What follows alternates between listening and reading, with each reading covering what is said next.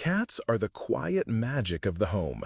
Their soft footsteps across the kitchen at night, the warmth of their bodies next to you on the windowsill, and a look that appears to know us better than we know ourselves. This video offers 100 facts about small predators active during twilight, compiled to bring their world nearer, clearer, and more cherished. We will meticulously examine their vision in low light, their reasons for preferring boxes to costly beds, and the signals their body language conveys as agreement or refusal. Settle in comfortably. A wealth of gentle, curious, and informative content awaits. And now, let's connect. What is your beloved cat called? Share the name in the comments, allowing this feed to resonate with 100 feline tales. Fact 1.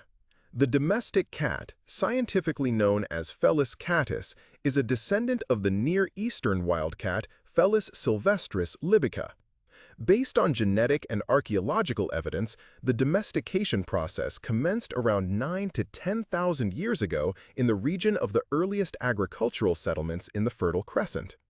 People found it beneficial that cats naturally visited granaries to hunt rodents, establishing a mutually advantageous partnership.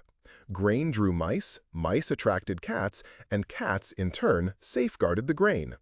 An early depiction of this association is a human and cat burial found in Cyprus, estimated to be approximately 9,500 years old. Subsequently, Egypt bestowed cultural significance upon the cat. However, it was primarily trade routes and the ship crews who brought cats aboard for rodent control that facilitated their spread across the Mediterranean and further afield, making them one of humanity's most widespread companions. Fact 2. Cat night vision is engineered, not magical.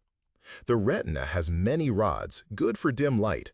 Behind them is the tapetum lucidum, a reflective layer that gives light particles another chance to be seen. Vertical pupils can become very narrow slits to control bright light and better judge distance. Cats see colors not as well as people do. Their vision is more like dichromatic, with less ability to see red. Their hearing is better than humans and dogs. They can hear sounds up to tens of kilohertz, which lets them hear mice squeak. Whiskers, called vibrissa, are sensitive sensors in special hair roots, not just hairs. Their length is about the same as the cat's body width, helping them judge if they can fit through spaces and detect tiny air movements. The vomeronasal organ is also important. The phlegm response, a sort of smile, triggers their chemical sensing. Fact 3. Purring does not solely indicate pleasure.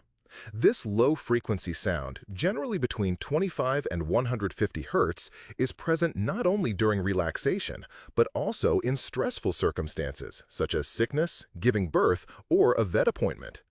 It is thought that these frequencies might aid in the repair of tissues and bones, but their actual therapeutic benefit for people is still uncertain.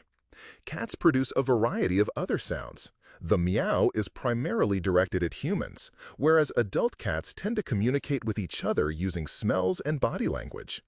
Additionally, there's the pleading purr, where a high-pitched sound, similar to a baby's cry, is added to the purr, making it difficult to disregard. The broad spectrum and subtle adjustments in their vocalizations enable cats to effectively influence humans, obtaining food or attention. Furthermore, the gentle movement of their lips and tongue transforms sounds like tremolo and chirp made when they see prey into something akin to music. Fourth fact. The well-known ability to land on its feet is a complex reflex, not a sign of good fortune.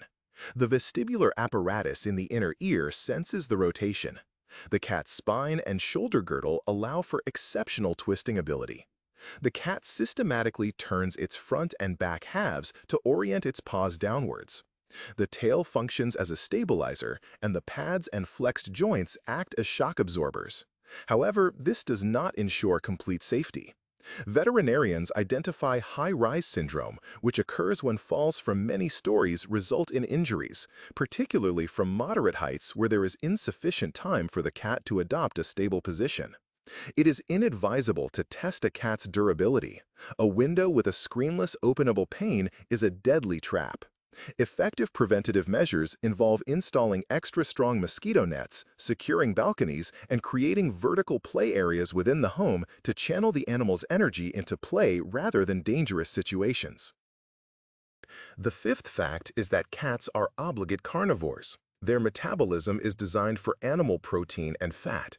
They require taurine for their retina and heart, arachidonic acid, and ready-made vitamin A, as their ability to synthesize these from plant precursors is limited. Their liver constantly engages in gluconeogenesis, so diets high in carbohydrates are not very beneficial. Cats possess an inactive sweet receptor, meaning they hardly perceive the taste of sugar. They often fulfill their water requirements from moist food, which in their natural environment is prey containing 60 to 70% moisture. Insufficient hydration and excessive minerals raise the likelihood of urological issues, particularly in castrated males. The practical takeaway is that a wet diet with adequate animal protein, fresh water provided in a wide bowl or a fountain, and slow hunting-style feeding will decrease stress and support their physiology, aligning their lifestyle more closely with their natural patterns. The sixth fact states that a cat maps the world using smells and markings. Skin glands are located on its face, at the base of its tail, and between its toes. When a cat rubs against furniture and people's legs, it signs its territory with a thin layer of secretions, which serves as a social business card rather than dirt. This practice, known as bunting, helps lower anxiety because a familiar scent indicates safety. Cats also leave visual and scent markers with their claws. The glands between their toes activate when they scratch vertically.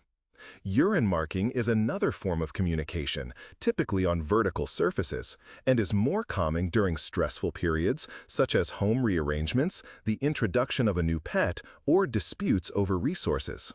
To ensure a cat's well-being, follow these basic guidelines. Provide one extra bowl and litter box for each animal. Offer hiding places and elevated spots. Establish consistent routes and designate appropriate marking locations like scratching posts near entrances and pathways. In some cases, synthetic pheromone substitutes and environmental enrichment can be beneficial. Fact 7.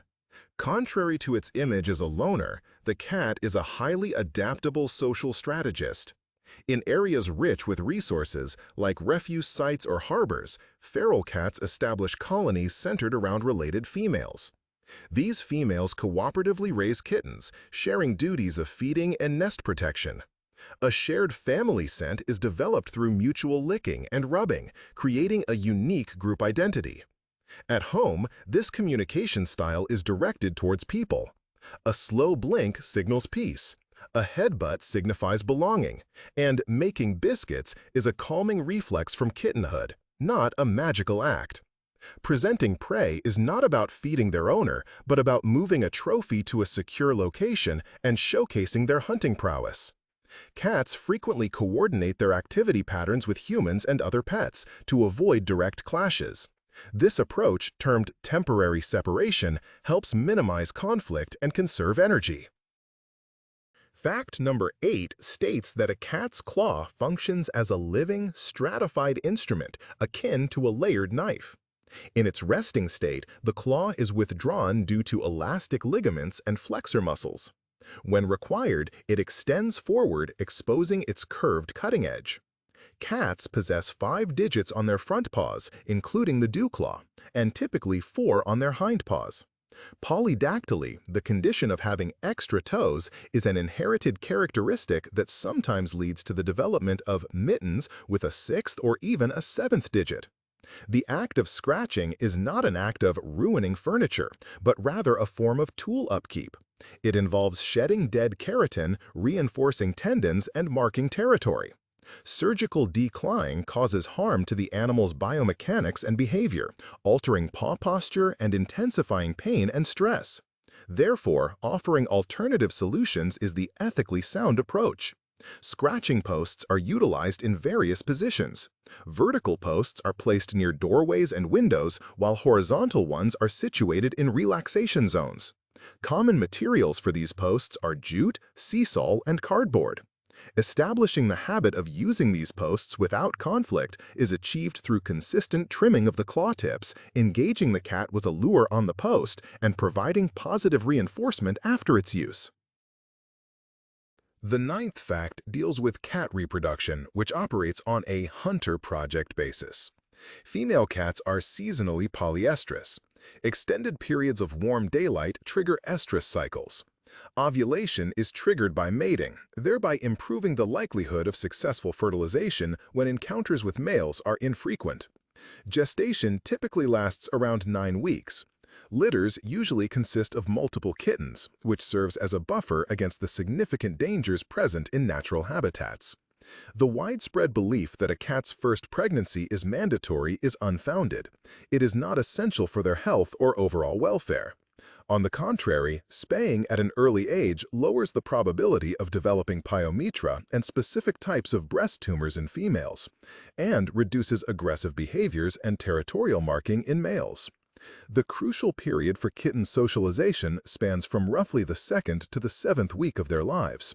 During this time, consistent and gentle exposure to humans, various sounds, and their surroundings helps in developing well-adjusted pets. Responsible cat care involves managing breeding, ensuring a safe space for expectant mothers, and maintaining a peaceful atmosphere to prevent nurturing instincts from escalating into excessive guarding and anxiety.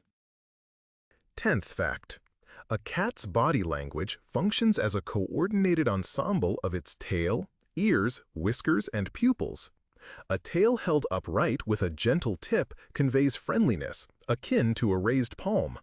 Quick flicks of the tail's end, acting as a metronome, signify increasing arousal. Dilated pupils in regular lighting suggests not endearment, but caution or excitement. Ears positioned sideways, termed airplanes, indicate uncertainty, while ears flattened backward signal defensive readiness. Whiskers extended forward point to hunting, and flattened whiskers suggest an attempt to evade. Many cats exhibit overstimulation aggression. Initially, they purr contentedly, then the skin on their back appears to twitch, their tail whips, and their ears angle slightly backward. Soon, enjoyable petting can result in a stop bite. The advisable strategy is to engage in brief interactions and acknowledge zones of agreement: the cheeks, the area behind the ears, the neck, and down the spine. The abdomen, however, is not always an open invitation, but rather a display of trust with limitations. Being mindful of these cues enhances the predictability of shared living and lowers the likelihood of misinterpretations.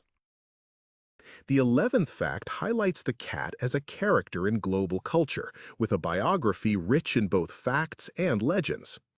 Ancient Egyptians held cats in high esteem. Laws protected them, they were mummified next to their owners, and the goddess Bastet embodied domestic affection and hunting prowess. Medieval Europe had a mixed view of cats. They were useful for rat control, but black cats were often associated with superstition. Some historical accounts describe rites to banish the devil's creature, though historians debate a direct connection between these persecutions and plague outbreaks.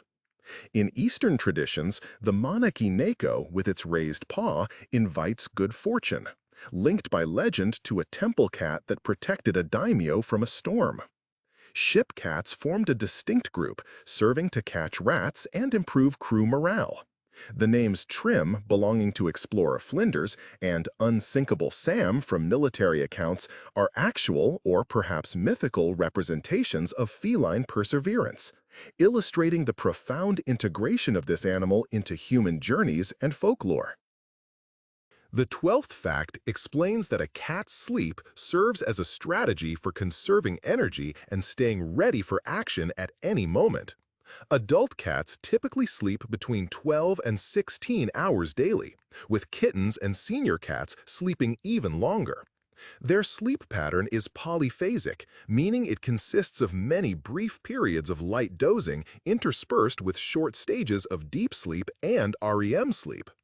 During REM sleep, you might observe their whiskers twitching, their paws moving as if running, and their ears flicking as they track unseen prey, indicating that their brain is practicing hunting. Their active periods are concentrated around twilight. Dawn and dusk are key times for their hunting instincts, which accounts for their well-known zoomies, sudden bursts of running around the house and jumping on walls. Being awake at night is not a sign of misbehavior, but a biological trait. To support their natural rhythm, it's helpful to establish a hunt-eat-sleep routine before bedtime, use interactive feeders to distribute some of their food, and engage them in vigorous play sessions with a wand toy. Providing warm, secure resting places elevated off the ground is crucial. These spots offer safety and a sense of calm. If a cat's sleep pattern changes abruptly, leading to nighttime meowing, wandering, or waking their owners, it could signal boredom, pain, or cognitive decline, warranting a visit to the veterinarian. The 13th fact: a cat's coat colors serve as a visual guide to genetics. The fundamental pattern is tabby striping, with its variations, such as mackerel featuring narrow stripes and the classic marbled with curls, being determined by modifier genes, where TOCPEP is a crucial player. The development of black and ginger coloration occurs through different mechanisms. The orange gene is tied to the X chromosome, explaining why tortoiseshell patterns are more prevalent in female cats. Male cats with this coloring are uncommon, typically possessing an additional X chromosome, and are frequently infertile. The color point pattern, characteristic of Siamese cats, is a temperature-sensitive form of the tyrosinase enzyme. Cooler body parts darken, while the warmer central area stays light. The dominant white gene can result in blue eyes and is linked to an increased risk of congenital deafness, stemming from a lack of pigment cells within the inner ear structure. Dilution lightens black to a blue shade and chocolate to a lilac hue. Hair length is controlled, among other factors, by variations of the FG5 gene. And in Sphinx cats, the absence of guard hairs is attributed to a mutation in a keratin protein. A significant trade-off for aesthetic traits is that certain breed-specific mutations can introduce health risks, exemplified by osteochondrodysplasia in Scottish folds. It is important to be aware of these facts when selecting a pet. Fact 14. Cats can be trained. Their motivational currency is simply precise. Operant learning with positive reinforcement using a clicker and a target stick is effective, no less so than with dogs, if training sessions are brief and the reward is meaningful: a bit of wet food, a game with a wand, or window access. Shaping, which involves dividing complex behaviors into stages, helps gently teach a cat to go into a carrier, touch a scratching post, or tolerate being brushed. Punishment, particularly physical or yelling, only heightens fear and causes cats to develop workaround strategies. Research indicates that cats do recognize their names and their owner's voice, but they may not always heed them if the situation isn't beneficial. For leash walks, a gradual approach is necessary. First, familiarize the cat with the gear indoors. Create a leash equals treat or play connection, and only then venture into quiet outdoor spaces. Toilet behavior is largely instinctual, but a clean litter box, enough litter, and the right tray size are crucial for success. If mistakes occur, investigate stressors rather than assuming revenge. The 15th fact addresses cat health, focusing on prevention and early detection of issues. Core vaccinations include protection against panleukopenia, herpes virus, and calicivirus. In specific regions, vaccination against rabies is mandated by law. Year-round parasite treatment is essential, with a crucial reminder: certain medications formulated for dogs that contain permethrin are toxic to cats and should never be administered. Dental care is frequently overlooked. Plaque buildup and gingivitis can advance to painful periodontitis, leading to a cat eating with only half its mouth, experiencing weight loss, and grooming itself less frequently. Chronic kidney disease and hyperthyroidism are common in senior animals. Certain breeds are prone to hereditary conditions such as hypertrophic cardiomyopathy in Maine Coons and Ragdolls. Subtle signs of pain include hiding, a decrease in jumping ability, adopting a hunched posture, hissing when touched, or an unwillingness to play. Regular annual veterinary examinations, and for cats over 7 to 8 years old, examinations every 6 months, along with diagnostic tests, weight and diet management, and ensuring constant access to water via fountains or wet food, help prolong an active life and enable the detection of problems before they reach irreversible stages. The 16th fact is that vibrissae are not merely decorative whiskers, but precise instruments for gathering information. Each whisker is secured in a deep follicle, which contains a blood sinus and an abundance of nerve endings. When a whisker bends, mechanoreceptors relay even the slightest shifts to the nervous system. On a cat's face, vibrissae are arranged in multiple rows. Additionally, there are brow whiskers above the eyes and carpal whiskers located on the wrists of their front paws. These latter whiskers are crucial for a cat to read the edge of a surface at the very last moment when jumping. In confined spaces, whiskers function like a probe, similar to a laser rangefinder, determining the cat's body width. The concept of whisker fatigue is a subject of debate.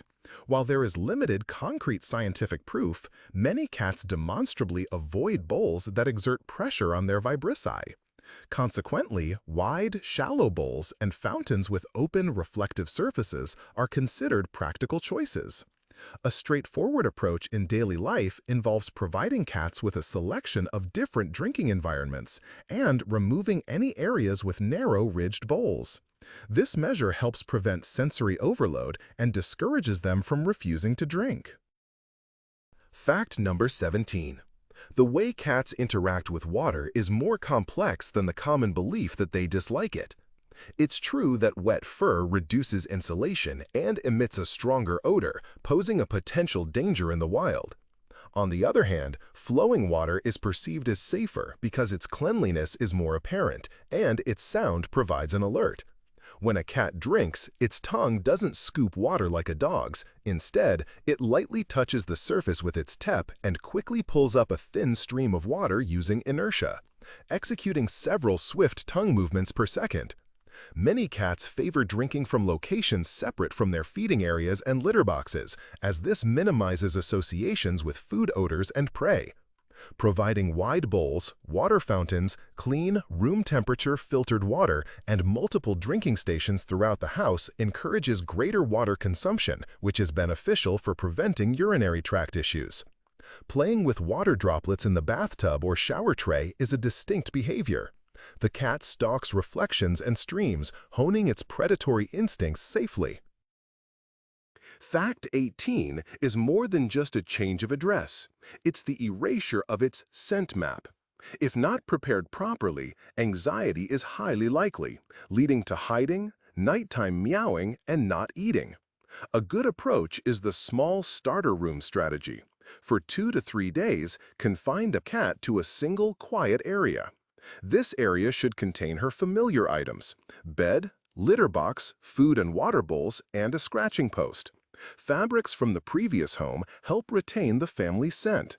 The carrier should become a safe haven, not a panic capsule. To achieve this, leave the carrier open at home, feed the cat inside it, and play with her there. Afterward, gradually allow exploration of other rooms. Introduce new sounds and views from windows through play sessions that mimic the hunt, eat, sleep cycle. In houses with multiple levels, ensure dangerous openings and windows are secured with netting beforehand.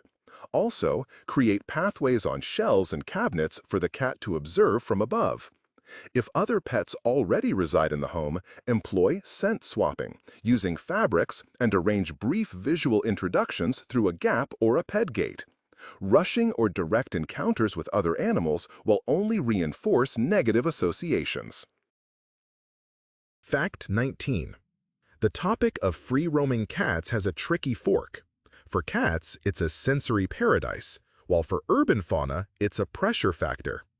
Estimates from various studies indicate that in certain regions, cats are significant predators of small birds and lizards. The extent of this impact varies with city density, the season, and the availability of hiding places. A safe alternative is a catio, an outdoor enclosure, leash walks in quiet spots, and fulfilling scheduled hunting at home, using wand toys, treadmills, and puzzle feeders. If release is unavoidable, damage can at least be reduced. Twilight hours are the most active for hunting, so these times should be replaced with play, and control should be increased during nesting season. Bells and bright collars on leashes partially decrease hunting success, but not to zero, and require safe breakaway clasps so the cat doesn't get caught.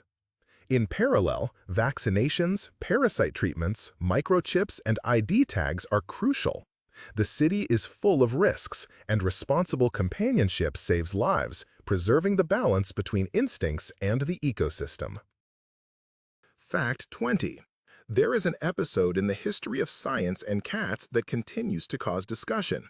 In the 1960s, France sent a cat named Felicette on a brief suborbital flight to examine how the brain and vestibular system work in weightlessness.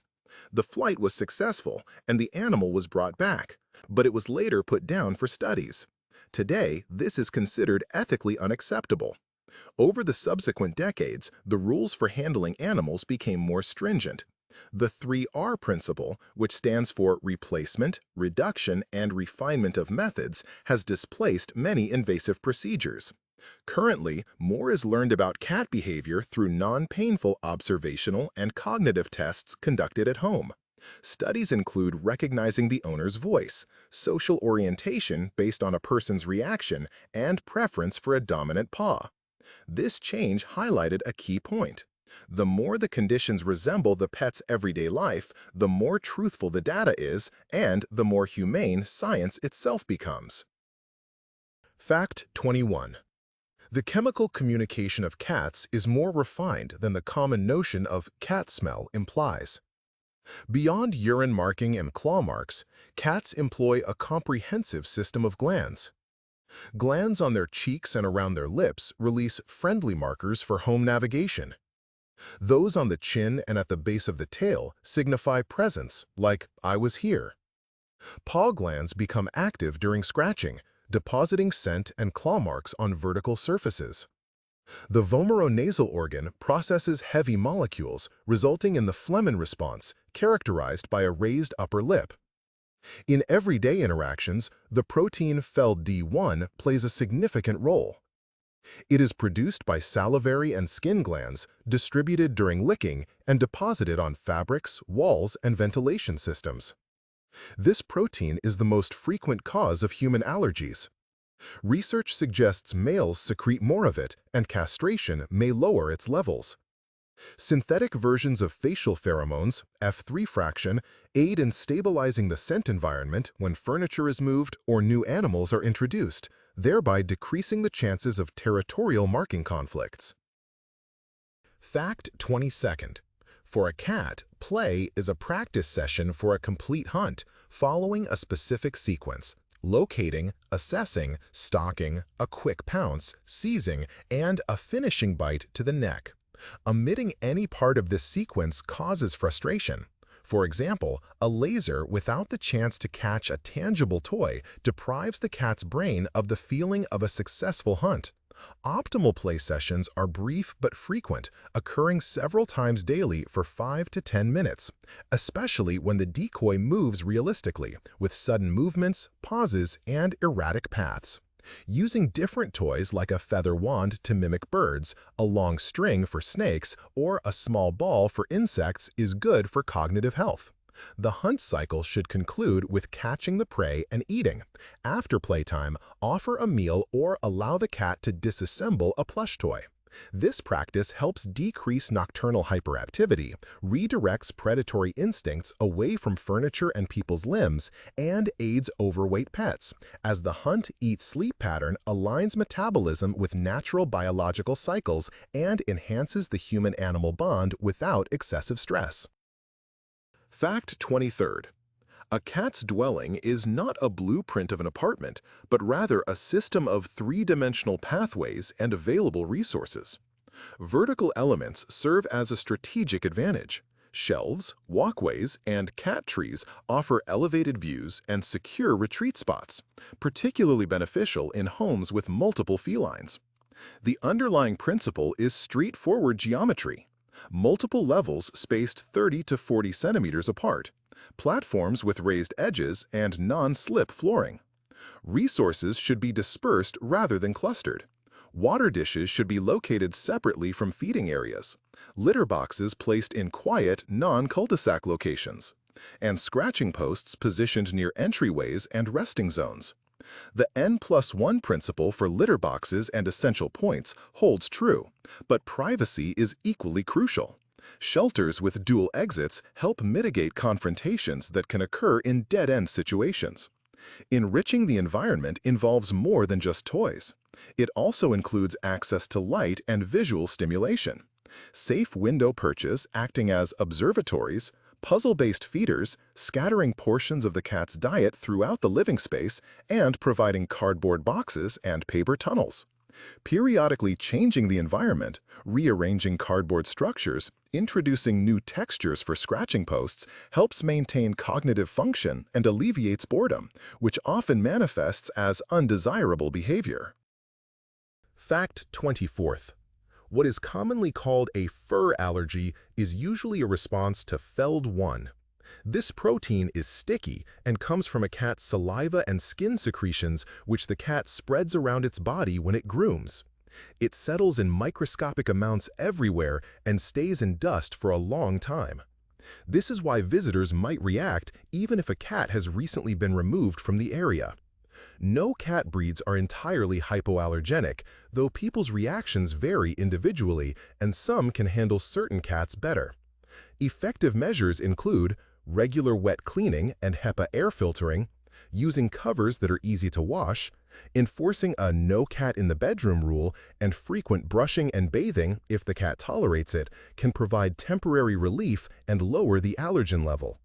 Neutering and keeping the cat's skin healthy decrease the total amount of secretions. Medical options are also available.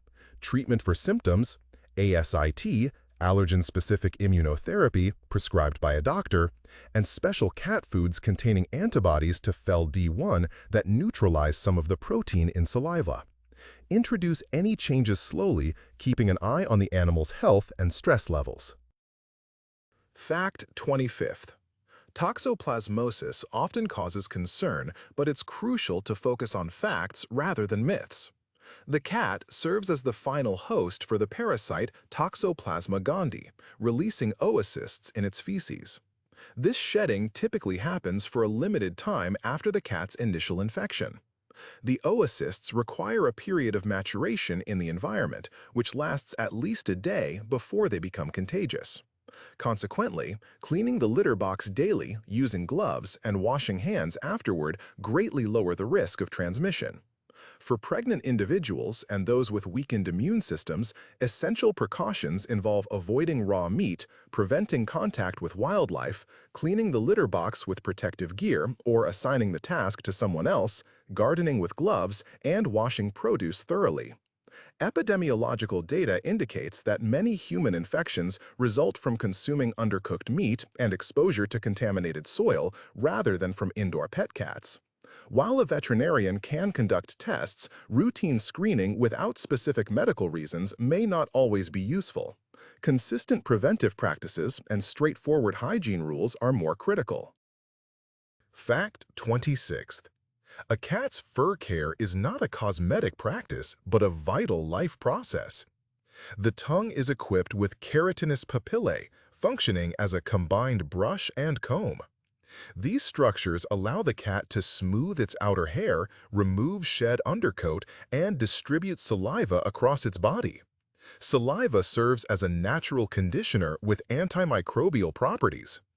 Allo-grooming, or mutual licking, solidifies social connections. Solitary grooming helps lower arousal levels after stress. A potential issue is the development of trichobezoars, or hairballs, which cats usually expel by coughing. If vomiting is frequent, appetite declines, or constipation or listlessness occurs, it warrants a visit to the veterinarian, as intestinal blockage might be the cause. Prevention is straightforward and practical. Regular brushing according to fur type, short grooming sessions, employing soft brushes and undercoat rakes, supplementing with fiber, and using specialized pastes when indicated. It is crucial to differentiate normal grooming from concerning behaviors. Excessive licking that results in bald patches often indicates pain related to skin, joints, or teeth, itchiness caused by fleas or allergies, or anxiety. Treatment should focus on the root cause, not the perceived behavioral issue. Fact 27th. The tail serves not only as a mood indicator, but also as a mobile keel, aiding in precise inertia control during jumps, running, and turns. Muscles and tendons at the tail's base enable accurate micro-movements, and the tail's vertebral segments extend the balance line. Nature also included a reserve of strength. Cats without tails or with short tails, for instance, lineages descended from Manx cats, adjust, but some genetic variations can lead to associated sacral area issues from hind leg weakness to nerve disruptions in the tail node. Tail injuries are a frequent urban problem. They can occur from being pinched by a door, falling, or impact. Kinks and tears at the tail's base are hazardous as they house a nerve bundle governing urination and defecation. Pulling a cat by its tail is never permissible. In a fall, the tail functions as an immediate stabilizer, not a parachute. Safety is guaranteed by secured windows and netting, and communication is understood by observing the entire body posture, not solely the tail. The 28th fact highlights cat ears as highly sensitive sound locators. The external part of the ear, the auricle, can rotate almost independently to focus sound. A cat's hearing range extends to high frequencies, enabling it to pick up a mouse's squeak in situations where a human perceives silence. For white-furred cats, their thin, light-colored ears are susceptible to sun exposure. Chronic inflammation of the ear edges due to progress to squamous cell carcinoma. Consequently, direct midday sun is not recommended for these pets. When walked on a leash, they should be kept in the shade, and owners should consult with a veterinarian about safe sun protection products. A frequent domestic issue involves ear mites, known as otodectes. Affected cats will scratch their ears, revealing dark, crumb-like debris, and shake their heads. Treatment must be supervised by a veterinarian. Attempting to clean the inner ear with cotton swabs is risky and can cause injury. Only gentle cleaning of the visible ear area is acceptable. Another potential condition is an oral hematoma, which can occur after vigorous head shaking. Blood collects between the skin layers, causing pain and necessitating professional veterinary care to prevent ear deformity. Fact 29th. Cat nutrition involves frequent small hunts, not infrequent large meals. In the wild, a predator eats 8 to 12 small prey items daily. Food preferences develop early, around 6 months of age for kittens. Offering a variety of safe textures and proteins at this stage decreases future pickiness. The diet should consist of animal protein and moisture. Food transitions must be gradual to avoid digestive issues and refusal to eat. It's crucial to know the dangerous food list. Onions and garlic harm red blood cells. Chocolate and caffeine are poisonous. Alcohol, nicotine, and essential oils, particularly tea tree oil, are forbidden. Human medicines like paracetamol and NSAIDs are fatal for cats. Be careful with bones due to injury risks. Don't overfeed raw fish with thiaminase, as it can cause vitamin B1 deficiency. Daily liver consumption can lead to vitamin A overdose and stiffness. Relying solely on canned tuna creates nutritional imbalances and risks heavy metal accumulation. Treats should be given sparingly, and using smart feeders or engaging in portion hunts is beneficial. The 30th fact. Cat aging often goes unnoticed. Conditions like arthritis, decreased hearing and sight, and cognitive dysfunction can be mistaken for simply sleeping more. Indicators of cognitive decline include nocturnal vocalizations, wandering without purpose, becoming stuck in corners, litter box forgetfulness, and changes in social engagement. Beneficial interventions involve maintaining a predictable schedule, using gentle nightlights, and providing easy access to essentials, litter boxes with low edges, warm beds at floor level, and steps or ramps to accustomed places. Enriching the living environment helps maintain mental acuity. This can include brief play sessions, uncomplicated puzzles, and the introduction of novel, safe smells. A moist food diet and drinking fountains aid in adequate hydration, while scheduled checkups for the thyroid, kidneys, and blood pressure help detect ailments that might intensify nighttime behaviors. Signs of discomfort due to arthritis include infrequent leaps, a rigid walk, and avoidance of self-grooming. Treatment, including supplements and pain medication, must be prescribed solely by a veterinarian. Implementing measures to ensure safe movement on slippery surfaces and positioning rugs on pathways truly enhances the pet's overall well-being and quality of life.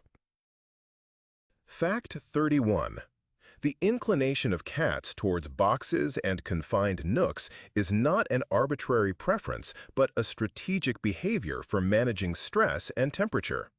Cardboard possesses the ability to retain warmth and dampen auditory stimuli.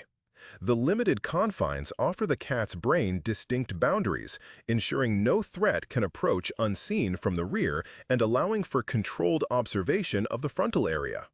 Within enclosed volumes, cats find it simpler to maintain their preferred body temperature, typically between 30 and 38 degrees Celsius, explaining their attraction to heat sources like radiators, laptops, and sunlit patches. An additional contributing factor is scent. The porous nature of these materials readily absorbs the familiar aromas of the household, thereby diminishing feelings of uncertainty. When in a refuge, a cat can more quickly adjust after relocation, recovery from illness, or the presence of visitors, exhibiting less reclusive behavior and improved appetite. Creating a suitable environment at home is straightforward. Provide a few cardboard structures with dual entrances, fabric tunnels, elevated shelves with protective edges, and dense drapes at vantage points. It is advisable to steer clear of bags and boxes featuring loops, as these pose a snagging hazard, and refrain from forcibly removing a cat from its sanctuary. It is important to allow the cat to determine when it is ready to re-emerge into the open. 30-second fact. Purebred cats result from recent selective breeding, not from ancient lineages. The majority of domestic cats globally are mixed breed, possessing greater genetic diversity. Restricted studbooks rapidly establish bottlenecks, leading to the fixation of both desirable characteristics and associated risks. For instance, brachycephalic breeds often experience respiratory and tear duct problems. Short-legged cats endure increased stress on their spines and joints, and those with folded ears are prone to cartilage abnormalities. Ethical breeding practices incorporate outcrossing to expand the gene pool and involve testing for inherited diseases. Physical appearance is merely one aspect. Breed-specific temperaments vary significantly, from highly vocal to very calm, necessitating appropriate living conditions. Cats with long fur require consistent grooming to prevent painful matting that can pull on their skin. When selecting a pet, prospective owners should assess the parent's health, the breeding environment, the animal's ability to breathe freely, and the clarity of its eyes. Aesthetic appeal should not take precedence over the animal's overall health and its capacity for a pain-free, natural feline existence. Fact 33. The way a cat walks teaches us about ballistics and quiet movement. It's a digitigrade animal, meaning it walks on its toes, and its soft paw pads cushion impact and noise. Cats have floating collarbones that aren't fixed to their breastbone, so their shoulder area is held by muscles. This allows their chest to narrow, letting them fit into very tight spaces. Their typical stride is the direct register, where a hind paw lands almost exactly where the front paw was, making less noise, saving energy, and keeping movement controlled. When moving slowly, they use a diagonal step with little side-to-side rocking. When they speed up, they switch to a bouncy gallop, with their spine bending and straightening like a spring to store and release energy. Cats are careful on slick surfaces because less friction means less accuracy, which can cause them to stumble or fall. They only sweat through their paw pads, leaving damp marks on the floor when it's hot or they're stressed. Knowing how they move helps us arrange our homes. We can add non-slip strips, build small steps up to windows, place rugs where they often turn, and create quiet pathways along walls. Fact 34th. Cats possess deep spatial memory. They retain a three-dimensional map of their living space, identifying narrow spots, secure elevated positions, the patterns of doors and people, and construct ring routes from this information. When in unfamiliar surroundings, a cat requires a navigational buffer. It begins by observing from a shelter, followed by brief outward trips that always lead back to its base. The precise mechanisms behind long-range homing are still unclear. Theories include the influence of scent trails, sound markers, cues from stars and the sun, and magnetic sensitivity. Yet conclusive, universal evidence is lacking. What is definite is that cats skillfully combine their own movements with the environmental cues around them. This behavior is seen in everyday life as temporary bridges. A cat will time its approach to its food bowl for when a hallway is clear, or use the shade of a cabinet as a secure point. Play activities focused on searching, such as hiding food bits, altering familiar room paths, or introducing novel textures, enhance memory and boost the animal's confidence more smoothly than demanding interaction. Fact 35th. A home contains numerous hazards that a cat cannot perceive, with many of these being plant-based. Lilies, specifically those from the Lilium and Hemerocallis genera, are lethally poisonous. Even a small amount of pollen or vase water can harm their kidneys, making it best to avoid them entirely. Other hazardous plants include azaleas, Dieffenbachia, philodendron, oleander, and golden zamioculcas, which can cause irritation to mucous membranes, vomiting, and disruptions in heart rhythm, indicating a broad range of toxic effects. Additionally, festive decorations like New Year's tinsel and ribbons pose a risk. If ingested, a single thread can cause the intestines to bunch up, creating a dangerous linear foreign body. Common surgical cases involve sewing needles, fishing hooks, hair elastics, and threads used in preparing meat dishes. For cats, oil diffusers and aerosol sprays containing phenols are unsafe because their livers process toxins in a different manner. Simple preventative actions include keeping plants and threads inaccessible, securing trash receptacles, disposing of tinsel post-celebrations, storing chemicals with their caps on, and providing safe alternatives like potted oats or wheat for cat grass instead of actual lettuce. Fact 36th. Cat thermoregulation is a subtle process involving fur, body positions, and specific behaviors. The dense undercoat captures air, functioning like a thermos, while the outer guard hairs deflect moisture and grime. Piloerection, or the raising of fur, creates an additional insulating layer. Cats excrete sweat solely through their paw pads, which explains damp footprints during hot weather or periods of stress. Cooling is achieved by seeking shade, resting on cool surfaces, adopting a stretched posture resembling a frog, and through grooming. The evaporation of saliva from their fur acts as a personal cooling mechanism. In cold conditions, cats adopt a protective stance, tucking their paws beneath them, wrapping their tail around their nose, and flattening their ears to minimize heat loss. Shaving their fur in summer is ineffective and instead removes their natural defense against sunlight and overheating. Cats with light-colored fur, particularly on their ears, face an increased risk of sunburn.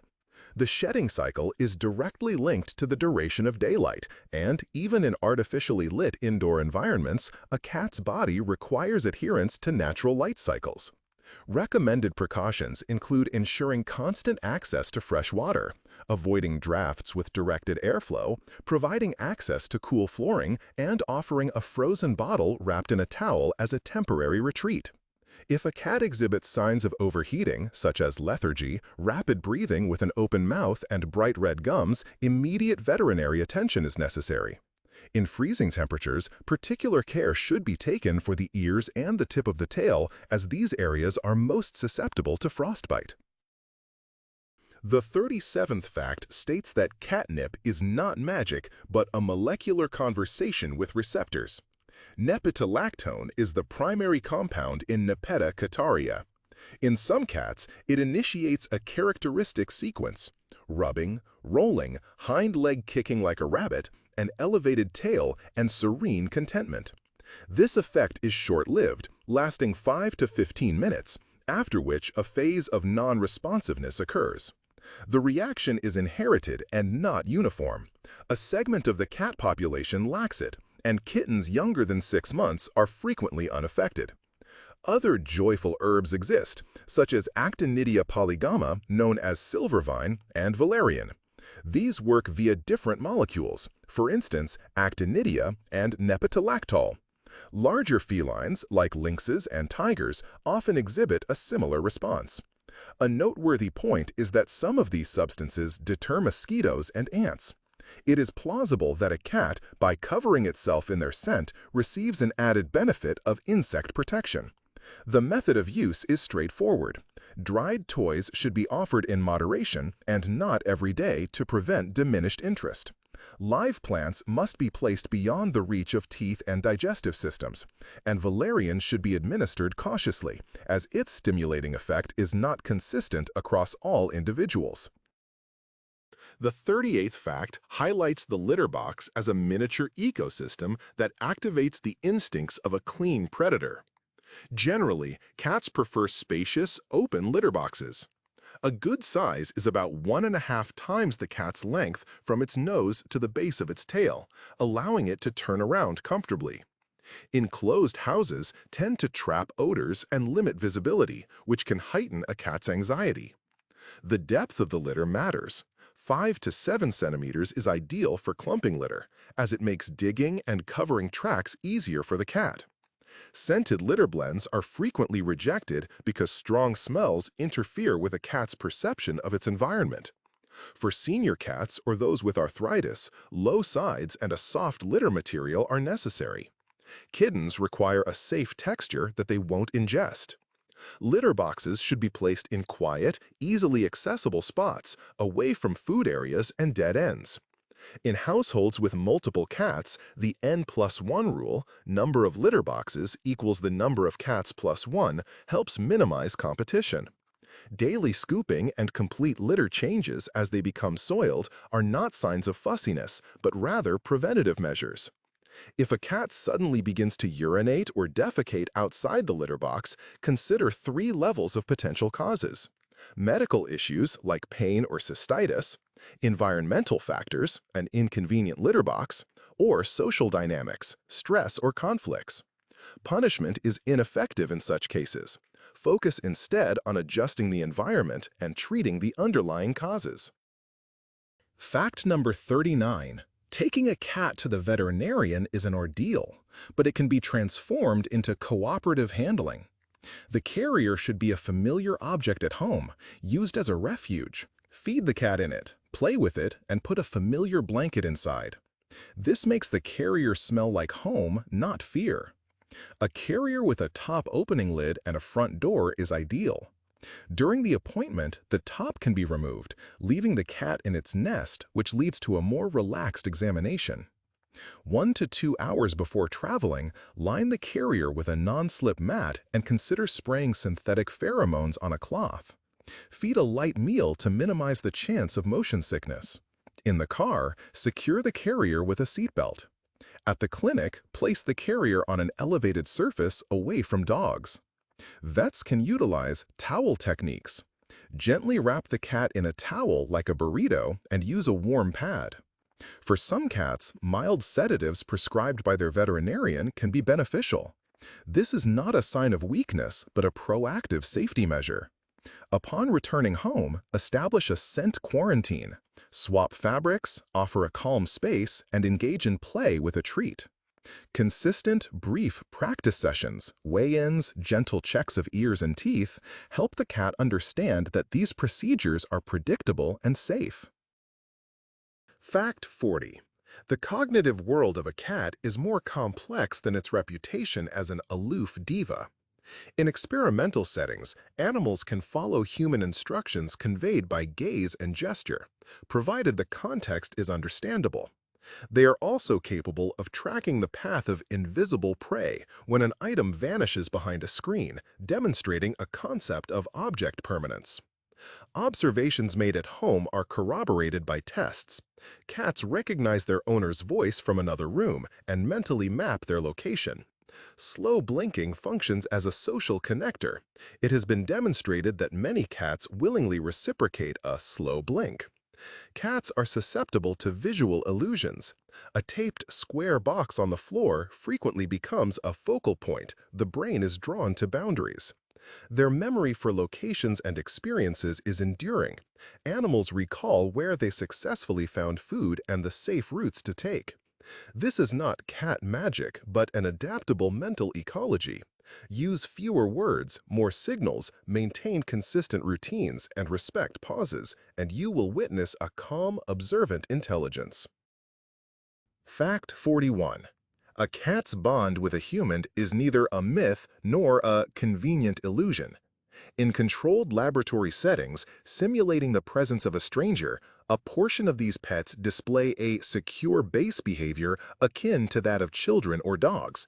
They venture out to explore with greater confidence, recover more quickly from stressful events, and readily engage when their familiar person is present.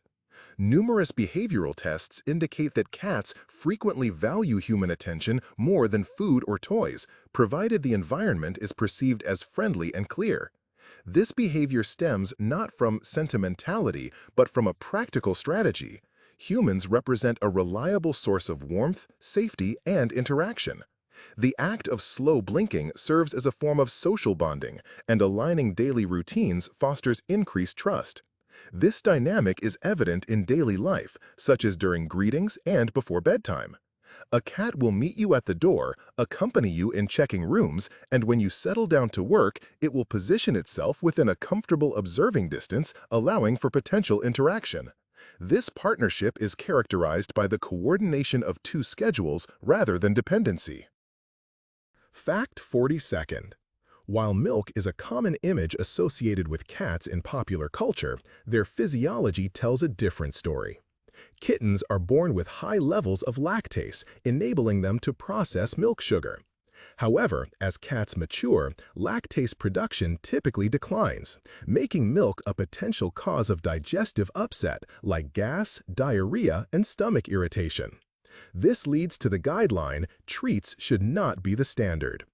For pets that enjoy dairy, opting for specially formulated lactose-free animal milk and serving it in controlled amounts is a safer approach. Cultured dairy products also require careful consideration, as their fat content, salt levels, added ingredients, and each cat's individual sensitivity can differ. A more intriguing aspect of a carnivore's diet involves temperature. Warm food releases a stronger scent. Wet food warmed to a prey animal's body temperature, roughly body heat, is more enticing to cats. However, caution is advised with microwaves, as they can create uneven heating, resulting in hot spots that may cause burns. Therefore, it's essential to stir and test the temperature of such portions with a finger. Water is in a class of its own. It should be provided in a separate dish from food, and water fountains can encourage greater hydration. Fact 43.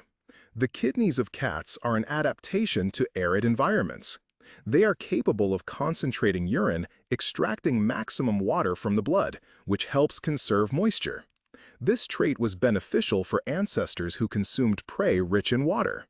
However, in domestic settings, when fed dry food and not drinking enough water, this can lead to the formation of thick urine and the precursors for crystal development.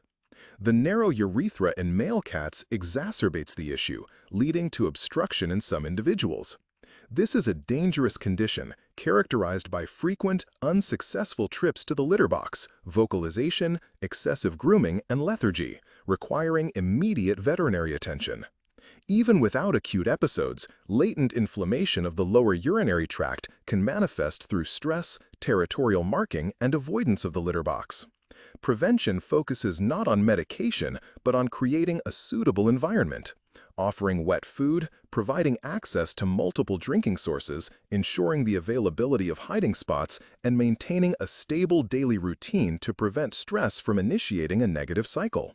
Water fountains, broad bowls, and pre-meal play sessions help align the animal's physiology as an ally rather than an opponent.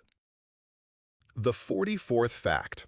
Feline infectious peritonitis, or FIP, is a recognized illness within the feline coronavirus group.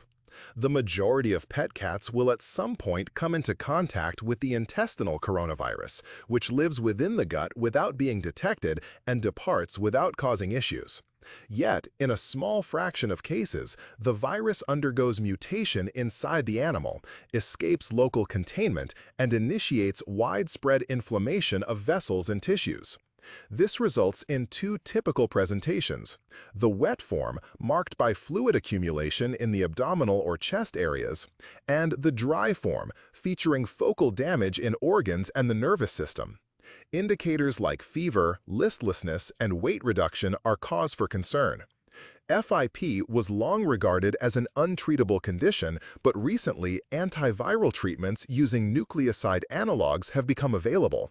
Their legal standing and accessibility differ across nations, and the choice of treatment and patient monitoring require veterinary guidance.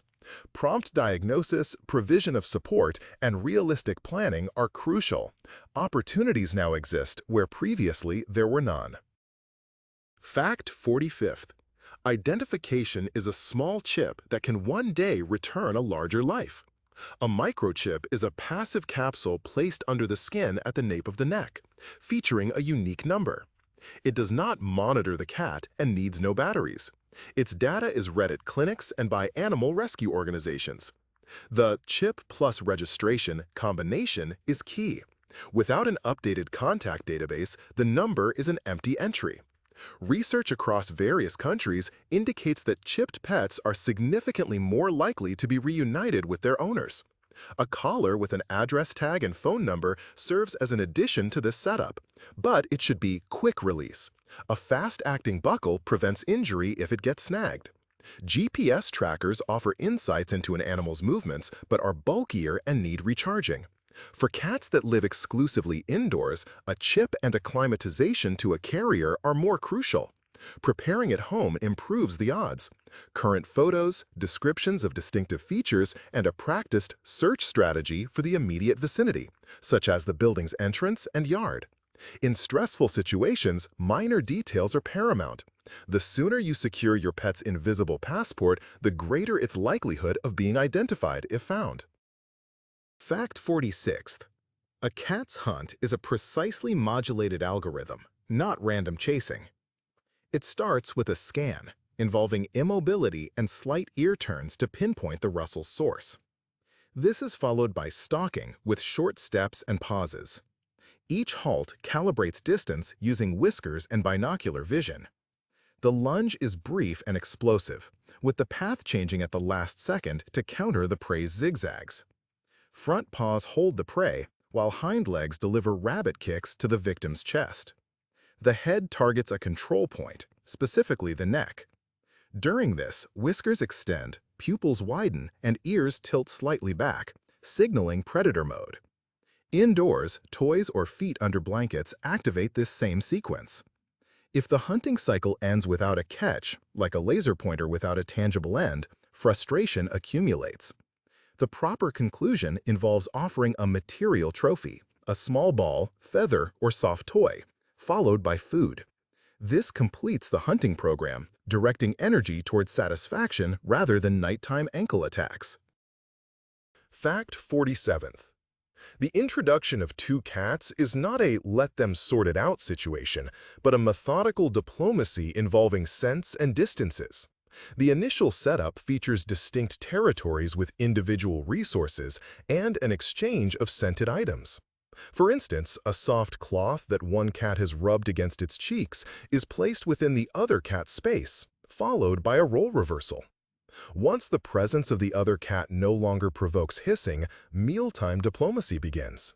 Both cats are fed at the same time, but separated by a door, with the distance between them progressively decreased. The subsequent stage involves brief visual interactions through a crack or opening, allowing each cat the option to withdraw. Hissing at this point is not a sign of failure, but an indicator of their comfort boundary. It is crucial to avoid haste and situations where a cat feels trapped. Providing two exit paths, vertical climbing areas, and safe havens offers cats choices, which in turn minimizes conflict. Engaging in parallel play, where each cat plays with its own fishing rod toy, fosters positive synchronization. Occasionally, synthetic facial pheromone mimics and a temporary scent blend using a common cloth can be beneficial. The end result is not close companionship, but a predictable coexistence, marked by defined rubbing pathways and neutral interactions maintained at a safe distance. Fact 48. A long journey with a cat is a matter of preparation, not improvisation on the day of departure. The carrier should reside at home beforehand. It's used for feeding, offering treats, and placing a familiar blanket, thus transforming it into a safe capsule rather than a source of alarm. The week prior, introduce practice trips, brief car rides returning home with a reward to eliminate the car equals vet clinic connection. On the travel day, avoid overfeeding the cat. Put an absorbent pad and a familiar scent into the carrier. Secure the carrier with a seatbelt and place it horizontally. During heat, provide shade and ventilation without direct drafts. Do not open the carrier outdoors during stops. Sedatives are to be administered only under veterinary guidance and after a home rehearsal due to individual responses. For train and plane travel, confirm carrier specifications and required documents in advance. A soft carrier fitting under the seat is appropriate, along with current vaccination marks in the pet's passport. At the destination, replicate the small starter room setup. Familiar resources, quietness, playtime, and only then gradually expanding the environment. Fact 49. Dental issues in cats are a hidden source of pain. These animals seldom vocalize discomfort. Instead, they eat more slowly, groom themselves less, and shy away from firm food textures. Beyond common issues like plaque and gingivitis, cats face a unique problem: resorptive tooth lesions. This condition causes the tooth crown's tissue to erode, leading to a painful red line at the gum line, with the defect often concealed beneath the gum. Dental X-rays are crucial for detecting these lesions, as they can otherwise go unnoticed. Another concern is lymphoplasmacytic stomatitis, an immune-driven inflammation of the oral lining. This makes eating a difficult experience for the cat, often resulting in excessive salivation and foul breath. A veterinarian determines the appropriate treatment, which may involve professional cleaning, dietary changes, extraction of affected teeth, or therapeutic courses designed to significantly improve the cat's well-being. Preventative care at home extends beyond special dental treats. It includes gradually getting the cat used to having its face touched, using finger brushes and pet-specific toothpastes, and consistently monitoring its weight and eating habits. The straightforward assumption that if it's eating, it's fine is incorrect.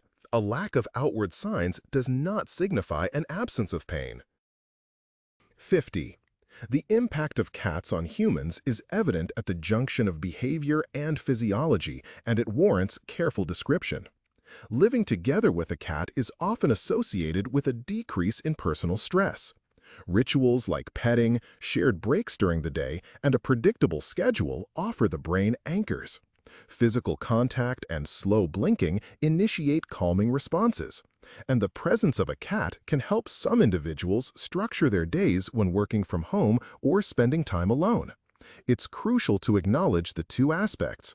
Caring for a cat is a commitment of time and finances, and specific hygiene and interaction guidelines apply during allergies, immunodeficiency, or pregnancy. Studies highlight relationships, not miraculous effects. Every household has a unique environment, and benefits arise from small, consistent actions. Playtime, a clean litter box, quiet in their safe space, and respect for the cat's need for breaks. When a cat feels secure, its tranquility becomes a tangible human asset, a soft, unobtrusive companion that can share silence with us. Fact 51. The range of a cat's voices is wider than the usual meow. There are greeting trills, short r-e sounds that cats use with each other at close distances, particularly mothers with their kittens. When they see prey by the window, they make a chirping sound, a high, fragmented clicking noise occurring when their hunting instincts move faster than their ability to strike. Growling and hissing serve as remote deterrents in conflicts. During mating season, long arubs are heard as part of their vocalizations. The meow is mainly directed at people. Adult cats seldom use it when communicating with each other. A notable aspect is their adaptability. Animals modify the pitch, length, and tone of their sounds based on the situation and who they are communicating with. Humans, in turn, can differentiate between pleading, greeting, and distressed sounds, even without visual confirmation of the animal. Pain also alters a cat's voice. Hoarse, brief, and abrupt signals may appear when they stand up or are touched. This isn't a personality trait, but an indicator prompting a closer examination of the animal's well-being. Fact 52. A kitten's growth progresses according to a defined timeline, with each week bringing new developments. Approximately on the 7th to 10th day, eyes open. Initially, they are a murky blue, the pupil sluggish, and the world appears indistinct. By 2 to 3 weeks, ears straighten out, and the young cat starts to crawl with more certainty, imitating its mother's grooming habits. During the 3rd to 4th week, play-fighting behavior begins. Gentle bites, rolling over, and leaping, serving as practice for self-regulation. By the 4th to 5th week, supplementary feeding is introduced, though suckling is still vital for their comfort. By the 8th to 10th week, coordination and social aptitudes are established, with a peak in learning from littermates. The 26 milk teeth are replaced by 30 permanent teeth around 5 to 6 months of age, and sexual maturity might be reached as early as 5 to 9 months. The crucial period for socialization spans approximately 2 to 7 weeks. Mild, consistent interactions with humans, noises, and textures help form a resilient personality. Many veterinary associations advise spaying before the first heat cycle, typically around 4 to 5 months, as this contributes to significant long-term health advantages. Fact 53. Cat vision is optimized for twilight and tracking movement. The surrounding space is read through a broad overview and a comparatively narrow binocular area for accurate distance evaluation. Sharpness is best at a medium distance, several meters. At very far and too close ranges, contrast and focus diminish, so whiskers and carpal vibraci come into play near the face. The flicker fusion threshold for cats is higher than for humans. Flickering illumination and the low PWM frequency of certain lamps can be perceived as an unpleasant fraction, whereas a human sees uniform light. In darkness, rods and the bright amplifier tapetum lucidum dominate, enabling a cat to detect the slightest moving silhouette. But color rendering and detail are less than those of daytime predators. The vertical pupil rapidly closes its diaphragm, protecting against overexposure and aiding in more precise distance estimation to prey below. The outcome is a world where the primary elements are not subtle color tones, but trajectory, speed, and the rhythm of changes. This explains their fondness for live toys and hunting pauses. The 54th fact highlights redirected aggression as a subtle characteristic of a cat's mind. This occurs when an animal gets worked up by something it cannot reach, like another cat outside, a loud sound, or an unfamiliar scent after a vet visit. It then lashes out at the closest moving thing, often another pet in the same household. Signs that this might happen include wide pupils in normal light, a stiff tail, a quiet, scanning hiss, and not eating when something triggers it. Instead of punishing the cat, the right approach is to help it decompress. This means keeping the animals apart for a while, removing the trigger, like blocking the view or putting film on the lower parts of windows, making the environment more engaging with separate play and feeding, and re-establishing their shared family scent using shared bedding and artificial versions of their facial scents. To get them living together again, you should treat it like a new introduction. Brief visual meetings where they can easily get away, mealtime diplomacy through a door, and setting up separate pathways and elevated spaces. Sometimes behavior plans and gentle medication from a vet can also be beneficial. 55th fact: safety between species is not exclusively about toxoplasmosis. Circular hair loss in people following contact with a kitten frequently proves to be ringworm, a fungal infection caused by Microsporum canis. While treatable, it necessitates adherence to treatment and environmental decontamination. Fleas serve as carriers for bacteria, and scratches can result in cat scratch disease, Bartonella hensela. This condition typically has a mild course, but susceptible individuals may experience complications. Bites commonly become inflamed due to Pasteurella bacteria. They require cleaning, treatment, and medical consultation. Rabies continues to be a recognized legal and medical concern in various areas, mandating vaccinations. Additionally, helminths like Toxocara cati are present, making timely deworming according to a schedule crucial. The prevention strategy is simple. Engage in gentle play without direct hand contact, trim the tips of claws, administer parasite treatments, undergo regular examinations, maintain clean litter trays, and consistently wash hands after cleaning and grooming. These actions safeguard both parties involved, fostering companionship through hygiene and practical judgment. Fact number 56.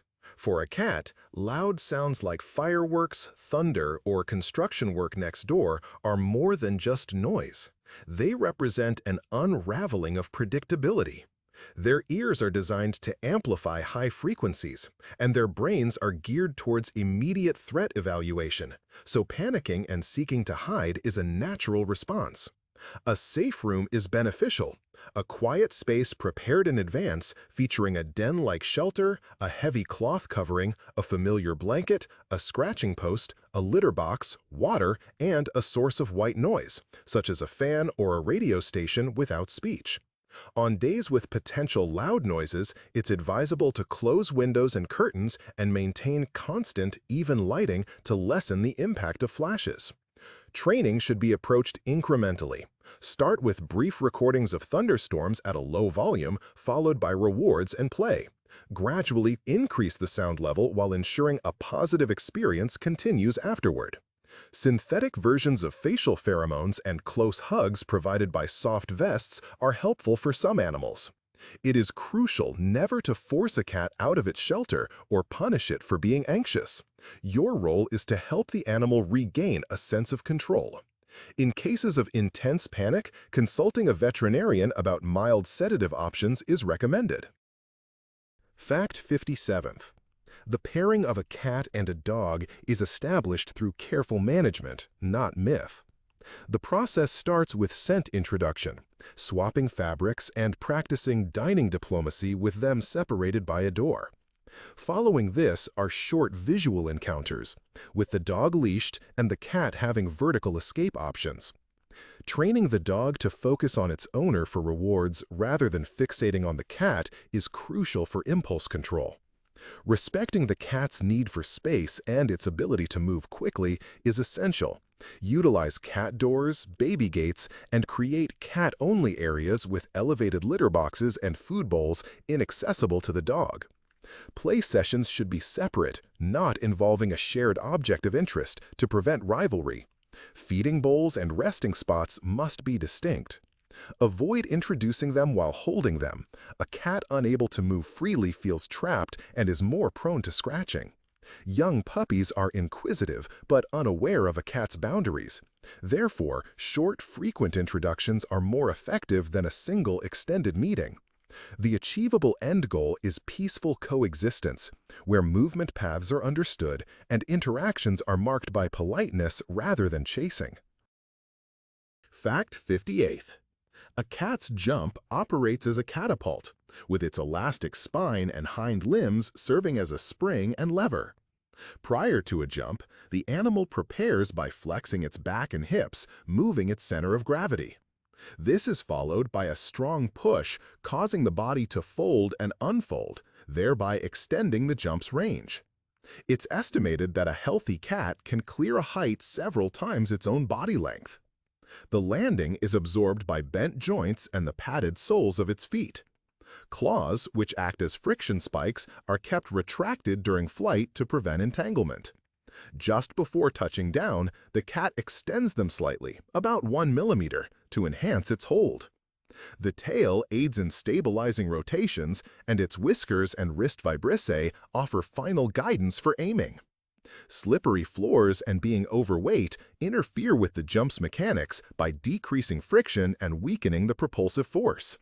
Simple home improvements include providing steps to windows, using non-slip mats at takeoff and landing spots, and ensuring safe, elevated areas with barriers. Jumps are a natural requirement for cats, not mere entertainment.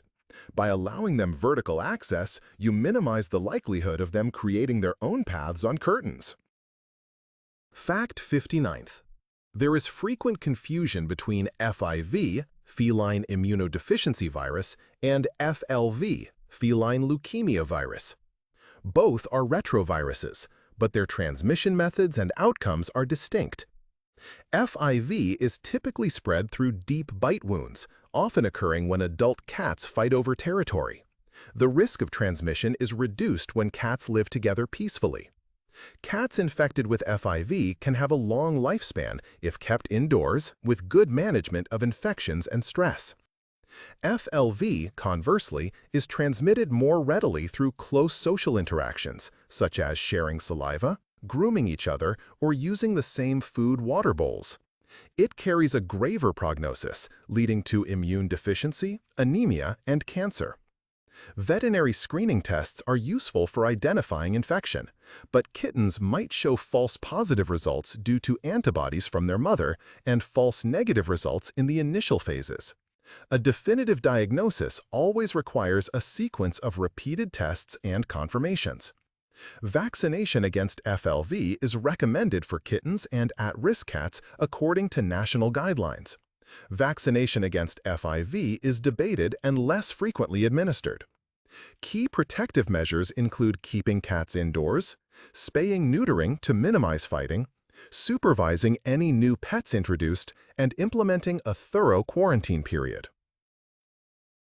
The 60th point addresses readiness for emergencies, which is a benefit for both you and your cat, and it's advisable to think about it during calm times. An emergency kit should contain a carrier that your pet can comfortably stay in, copies of veterinary passports and contact information stored in a file, a supply of food and water for 3 to 5 days, a foldable litter box with litter, absorbent pads, disposal bags, extra bowls, medications along with their instructions, a picture of your pet, and a photo of you and your pet together to prove ownership, the chip number, and an identification tag. Inside your home, you should have a clearly marked file with this information and a note for rescuers indicating the presence of animals, and on your mobile phone, a card with the veterinary clinic's contact details. It is important to conduct practice sessions. Train the "come here" command in response to the sound of a rustling bag or a specific word. Encourage your pet to enter the carrier for a treat and perform brief evacuations to the stairwell and back. A harness and an identification tag are necessary even for pets that are exclusively indoor animals. When smoke is present, cats tend to hide. Prioritize closing doors to potentially hazardous areas, then retrieve the carrier, which serves as the base. Releasing your pet outdoors while simply holding them is not recommended. Preparation helps transform chaotic situations into a structured plan, ensuring your pet has familiar smells and routines. Fact 61. The feline nose serves as a laboratory for world analysis, with scents holding greater importance than colors.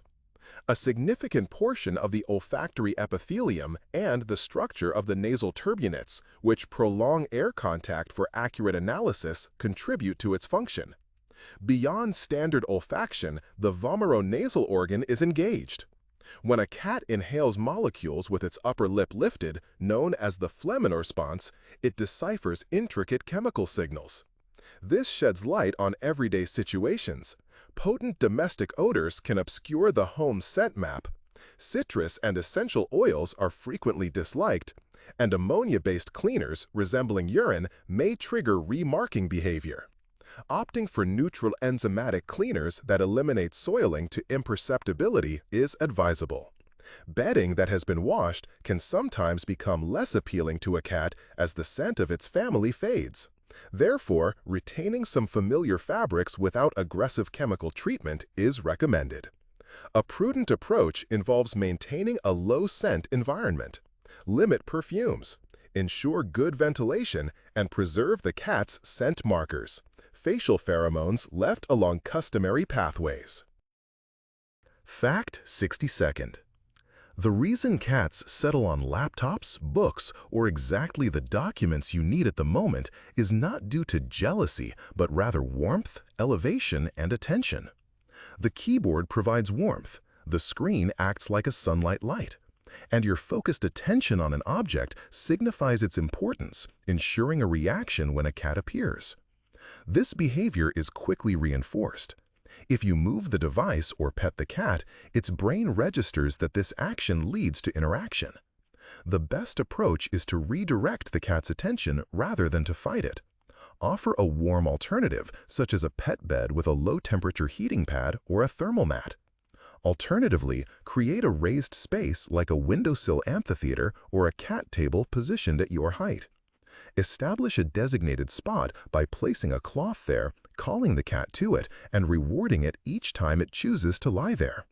During breaks, close the screen, conceal cables in a box or conduit, and secure the laptop lid to prevent accidental paw trapping. Engaging in play sessions before starting work and during pauses helps to expend excess predatory energy, reducing the urge to assist on the keyboard and promoting a peaceful presence within your visual field. Fact 63rd. Petting a cat in a cat-like manner is an agreement with well-defined boundaries. Most animals favor being petted on their cheeks, near the base of their ears, their neck, and their back. These areas, which are facial marking zones and have rich nerve endings, respond well to pleasant stimulation. The belly, however, isn't always an invitation for petting. It's a vulnerable area, and many cats will only tolerate it for a few seconds. A useful guideline is the 5-second rule. Extend your hand, pet for a short duration, and then stop. If the cat remains, leans into the touch, blinks slowly, or headbutts you, you can continue. If it turns away, pins its ears back, swishes its tail, or its back fur appears to ripple, it's time to pause. Some cats exhibit overstimulation aggression, where accumulated subtle signals lead to a sudden stop bite. These cats do better with brief, predictable petting sessions and clear routines for starting and ending contact. Desensitization is a helpful technique. Begin with short touches in agreeable zones, pair them with a treat, and gradually increase the areas you touch. Maintain light pressure and slow movements. This ensures the tactile interaction remains enjoyable for both the cat and the person. Fact 64th. For a cat, excess weight is not about appearance, but a factor for diseases. It raises the risk of diabetes, arthritis, breathing difficulties, and urinary tract issues. The Body Condition Score (BCS) scale, ranging from 1 to 9, is a helpful reference. A healthy cat's ribs are palpable beneath a thin fat layer, and a visible waist can be seen from both top and side views. Losing weight takes months, not weeks. Safe weight loss typically amounts to a small percentage of body mass daily, approximately 0.5 to 2% weekly, under veterinary guidance. Abrupt fasting is hazardous, potentially causing fatty liver disease, hepatic lipidosis, particularly in overweight cats. If a cat hasn't eaten for 24 to 48 hours, it warrants a visit to the veterinarian. Practical steps include calculating daily food calories based on the goal weight, dividing meals to mimic hunting behavior, and using puzzle toys or snuffle mats for some food distribution. Increase unconscious activity through short games around the house, providing vertical climbing options, and engaging in ball chasing on carpets. Treats should not exceed 10% of the total daily calories and must be accounted for. Use a wide food bowl and ensure water is accessible in multiple spots. Regular weekly weigh-ins and profile photos keep progress in check, while small achievements build overall health. Fact 65th. A smart home for a cat means using technologies that are helpful if they fit the animal's biology. Fountains help with drinking and hydration, but need regular filter washing and a quiet pump because noise scares cats. Auto feeders organize feeding times and are good for cats that are active at night, but they don't substitute for play and weight checks. Models that divide portions and block access between feeding times help prevent overeating. In homes with multiple cats, RFID bowls are useful. Each bowl only opens for its specific cat, removing competition and eating from another's bowl. Cameras and trackers show activity, but their usefulness depends on understanding what you see. If you notice nighttime activity bursts, provide more play during the day rather than just saving video.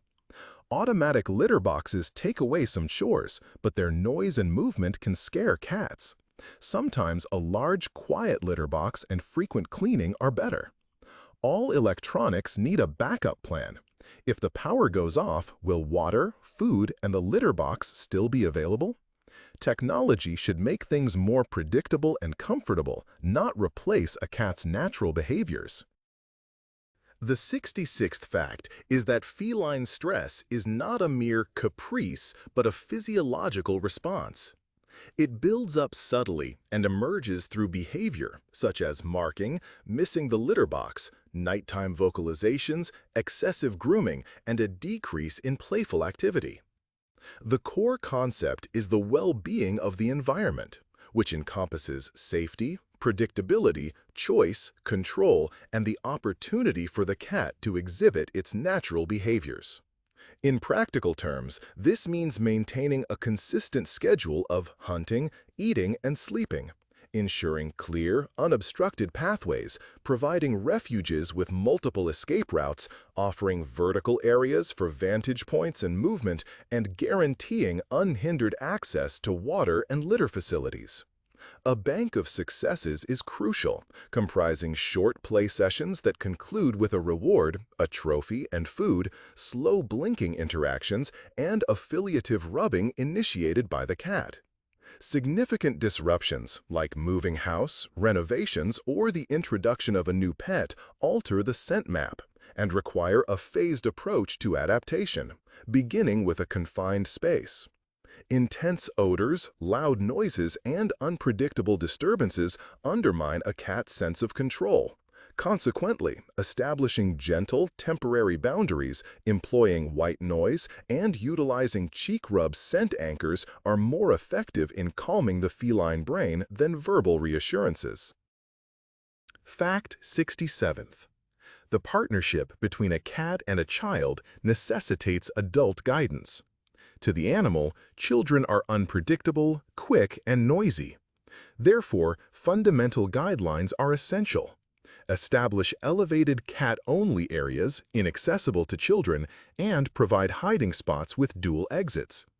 It is important to train the child to approach gently, from the side, not from above, extend the back of their hand for interaction, and cease contact upon the animal's first indication of discomfort, signaled by backward tilted ears, a twitching tail, or tense skin. Prohibited actions include lifting the cat as if it were a toy, grasping it by the scruff of its neck, enforcing tight embraces, and engaging in play with bare hands. Collaborative routines are effective. The child can dispense food when signaled by an adult, roll a ball across the floor, avoiding the animal's face, or hold a wand toy, allowing the cat to dictate the pace of play. The child should be praised for their calm behavior and the cat rewarded with a treat. Trimming the tips of the cat's claws and placing rugs in areas where the cat might run can minimize the risk of scratches. The litter box and food bowls must be situated away from the child's designated play space. Should the cat develop fear or exhibit redirected aggression following a startling event, it is advisable to transition to friendship at a distance. Utilize barriers or gates, engage in parallel activities, exchange items carrying familiar scents, and only then proceed with brief, mutually agreeable interactions. The 68th fact. A cat's cold is most often a respiratory complex, with feline herpes virus, FHV1, and calicivirus, FCV, playing the main roles. Symptoms include sneezing, a runny nose, tearing eyes, and mouth sores, specifically on the tongue with calicivirus. A reduced appetite is especially dangerous because smell is a major factor in the drive to eat. Herpes virus can enter a dormant state and reactivate under stress, such as moving house, experiencing conflict, or undergoing surgery. Core vaccinations help lessen the severity of the illness but do not always fully prevent it. Home care involves providing moist, warm, and flavorful food, heated and mixed, ensuring access to water, humidifying the air, and cleaning away sticky discharge with a warm cloth. Medications should only be administered as prescribed by a veterinarian. Antibiotics given just in case are ineffective against viruses, but can be necessary for secondary bacterial infections. A persistently stuffy nose, loss of appetite, oral ulcers, or noisy breathing are all indications for a clinic visit. Prevention strategies include minimizing stress, maintaining a clean living space, getting vaccinated, and managing moves to avoid overwhelming sensory input. Fact 69th. Cat fur differs not only in length but also in its structural makeup. Some felines possess a dense undercoat along with outer guard hairs, whereas others have a coat that is nearly single-layered. Rex cats exhibit a curled fur structure, while Sphinx cats may have a fine, peachy down or entirely bare skin. These variations dictate specific grooming requirements. Cats with dense undercoats need consistent grooming with specialized combs to avoid the formation of mats and to minimize the risk of hair ingestion affecting their digestive system. Short-haired cats can be adequately maintained with a frequent brush mitt. Even hairless cats require attention. Their skin is more prone to accumulating oil, dirt, and sweat. Therefore, they benefit from gentle wiping, occasional baths, temperature regulation, and protection from the sun for their lighter skin patches. During the heating season, static electricity and dry air can exacerbate shedding and skin flaking. Employing a humidifier and providing access to water through fountains can offer assistance. Shaving a cat's fur for summer compromises its ability to regulate body temperature and shield itself from the sun. In such cases, regular brushing and providing cool resting spots are preferable. All grooming activities should be conducted in brief sessions, incorporating treats and pauses. The ultimate objective is not cosmetic perfection, but ensuring skin comfort and preserving the animal's natural thermoregulation. Fact 70. Cat adoption is a multi-stage project, with the initial setup being more crucial than attractive pictures. Before the cat arrives, a starter room should be set up, equipped with a litter box, water, food, a hiding place, a scratching post, and some fabric. This fabric should retain its scent, as it acts as a family signature, aiding the cat's adjustment. The carrier should be viewed not as a temporary container, but as a cozy den containing familiar bedding from the shelter. The initial 48 to 72 hours require quiet, predictable conditions, access to hiding spots, and diplomatic feeding from a distance. Children and visitors should be introduced later. A vet visit is essential. This includes a checkup, scheduled vaccinations, parasite treatment, and a discussion about spaying or neutering. If other pets are already in the home, a quarantine period and gradual introductions using scents and barriers are necessary. Microchipping and registration should occur within the first few weeks, and photos with distinctive marks should be kept on your phone. It's important to understand that not all challenging behaviors stem from personality.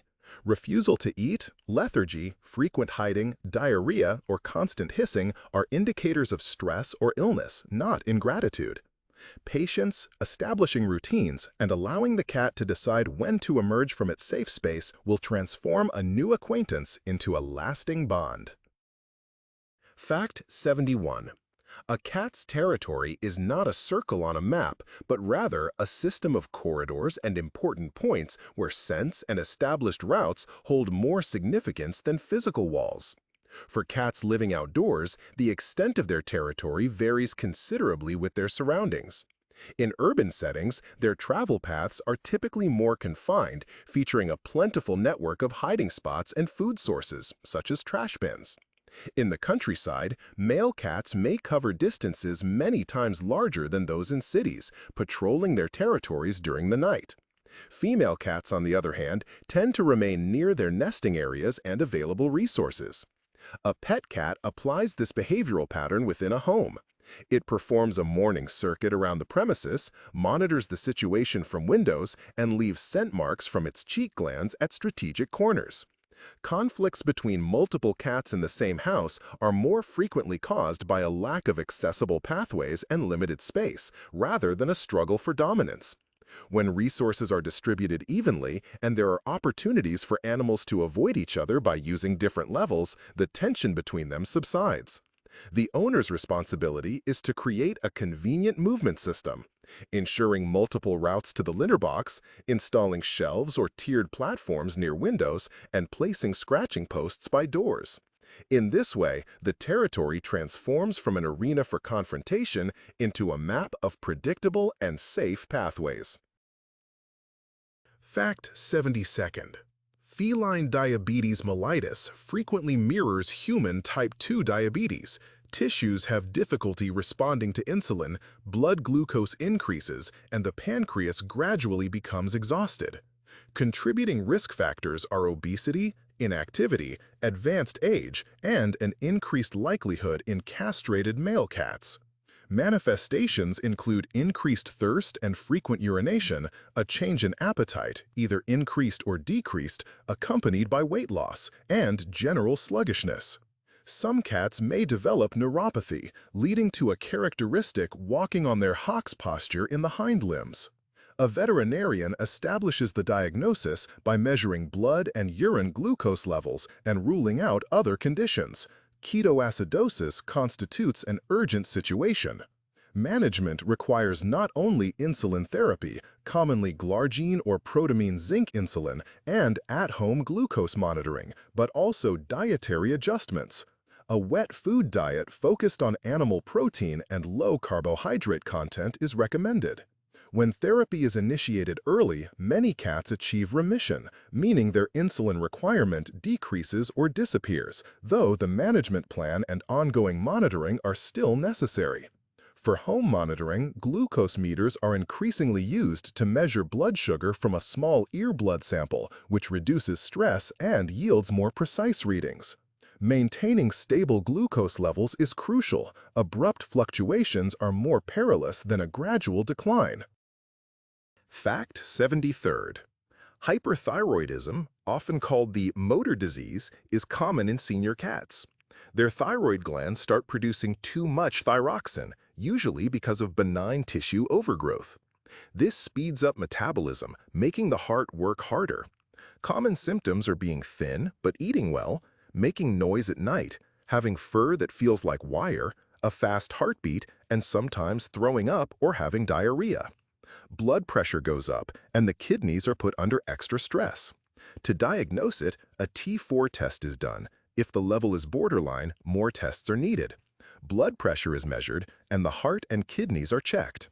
The treatment is decided based on the cat and its owner. Methimazole or thiamazole can manage the hormones through pills or a gel applied to the ear.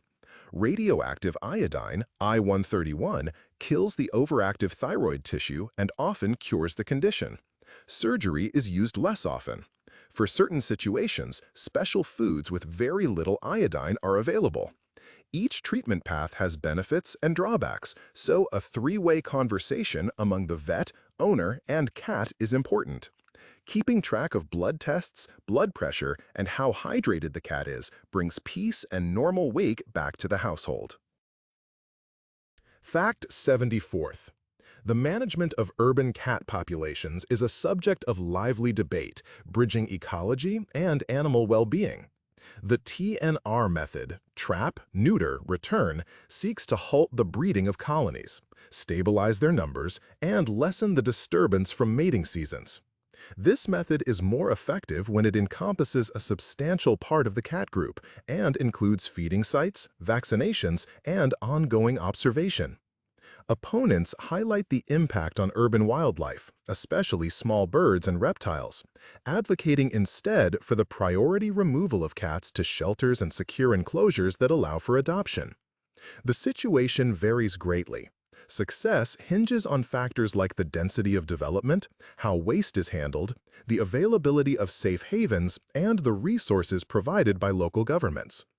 A universal factor is human accountability, ensuring pets are microchipped and sterilized, preventing unplanned litters, keeping windows shut, and using carriers rather than allowing cats to roam freely. In areas where human involvement in the system functions correctly, disagreements diminish, leading to less suffering for both the cats and the wild creatures around them. The 75th fact. Kittens with a wobbly gait, which can be quite endearing, are not always the result of an injury. Frequently, this is due to cerebellar hypoplasia, a birth defect where the cerebellum is not fully developed. This can be caused by the mother contracting panleukopenia during pregnancy or by receiving vaccines with weakened strains at too young an age. These kittens exhibit poor coordination, characterized by a wide stance, head shaking when trying to eat from a bowl, and a bouncing walk. It is important to note that this condition does not worsen over time and is not infectious. Generally, the condition stays the same for the cat's entire life, and the cat's brain adapts to compensate. To assist these cats, non-slip mats, deeper food bowls, litter boxes with low sides, and living spaces designed without high ledges or stairs are beneficial. Some cats find it easier to eat from elevated bowls. Their play should be gentle and predictable with short routes to safe places. A vet will check for other reasons for ataxia and offer guidance on preventing falls and reducing stress. With proper care, these wobbly cats lead complete, loving, and secure lives, though their way of moving around the house is always a little different.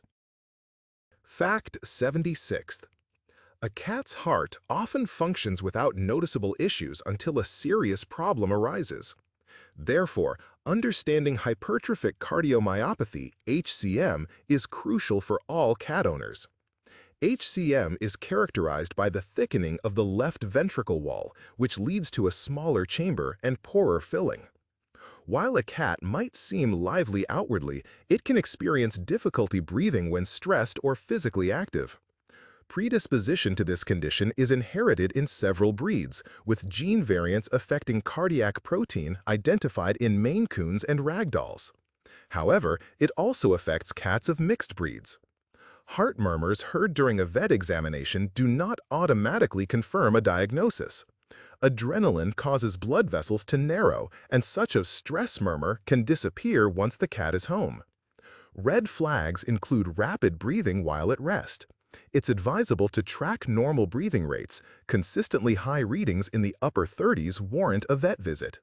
Shortness of breath, listlessness, and an unwillingness to jump. The most severe outcome can be aortic thromboembolism, presenting as sudden pain and weakness in the hind legs, along with cold paw pads, which constitutes an emergency. Diagnostic measures include echocardiology performed by a cardiologist and blood pressure checks. At home, it's important to maintain a gentle lifestyle, manage the cat's weight, and ensure a calm environment, avoiding overheating and excessive strain. Fact 77th. Parasites aren't solely an outdoor problem. Fleas and worms can infest even perfectly kept apartments. Fleas deposit pepper dust, which is dried blood in the fur around the tail base. Sensitive animals may develop allergic dermatitis, characterized by itching, scabs, and a Christmas tree appearance on the tail. The tapeworm, known as the cucumber tapeworm, is transmitted via fleas, and even a cat living exclusively indoors can become infected by licking its coat. While ticks are less frequently found on city pets, ear mites, otodectes, are common. Heartworm, Dirofilaria, progresses differently in cats compared to dogs. Cats are considered unsuitable hosts, yet even one larva can trigger respiratory syndrome, HARD, leading to coughing, difficulty breathing, and vomiting. Prevention strategies should be determined with a veterinarian based on the geographical area. These include consistent treatment against ectoparasites using cat-specific medications, not dog-specific ones. Permethrin is poisonous to cats.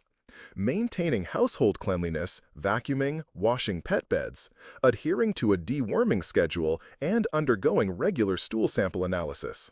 It is crucial to treat all pets in the household at the same time and to continue the treatment course without interruption, even if the animal appears to be improving. Fact 78. Sterilization and castration are not just for human convenience, but serve as a potent instrument for animal welfare. For female animals, undergoing sterilization before their first heat significantly lowers the likelihood of developing mammary tumors and completely prevents pyometra. For male animals, castration helps curb tendencies towards straying, engaging in fights, and urine marking. The notion that an animal must give birth at least once for its health lacks scientific validation. In practical terms, the benefits are not instantaneous. Hormonal cycles diminish over time, and behavioral patterns are re-educated through environmental influences, such as climbing structures, play, and routines. The day of the operation involves administering pain relief as prescribed by a veterinarian and sharing a comfortable, quiet environment using a protective garment or collar, limiting jumping for a period of 10 to 14 days, and checking the surgical site for any signs of redness or swelling. Feeding should be done in measured portions with constant access to water. Any instances of constipation should be addressed gently and in consultation with a vet.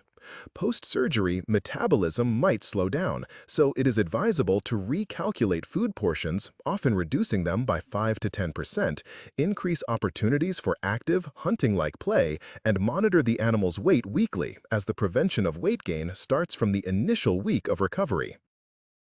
Fact 79th.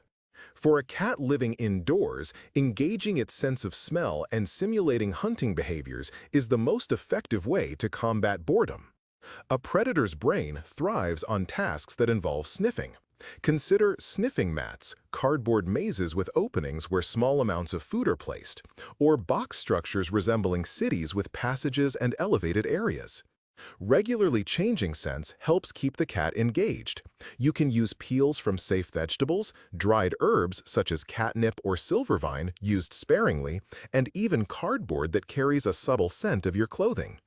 Cat TV at the window, whether it's an outdoor bird feeder or an aquarium, is beneficial as long as the cat feels in control, meaning it has access to elevated spots and the option to withdraw. If seeing other cats outside causes distress, the lower sections of the window glass can be covered with a frosted film. Feeder puzzles and slow feeder balls transform mealtime into a hunt, which can help reduce instances of nighttime hyperactivity. Crucial to avoid are essential oils and aerosol sprays. Laser pointers should only be used if followed by a switch to playing with a physical toy.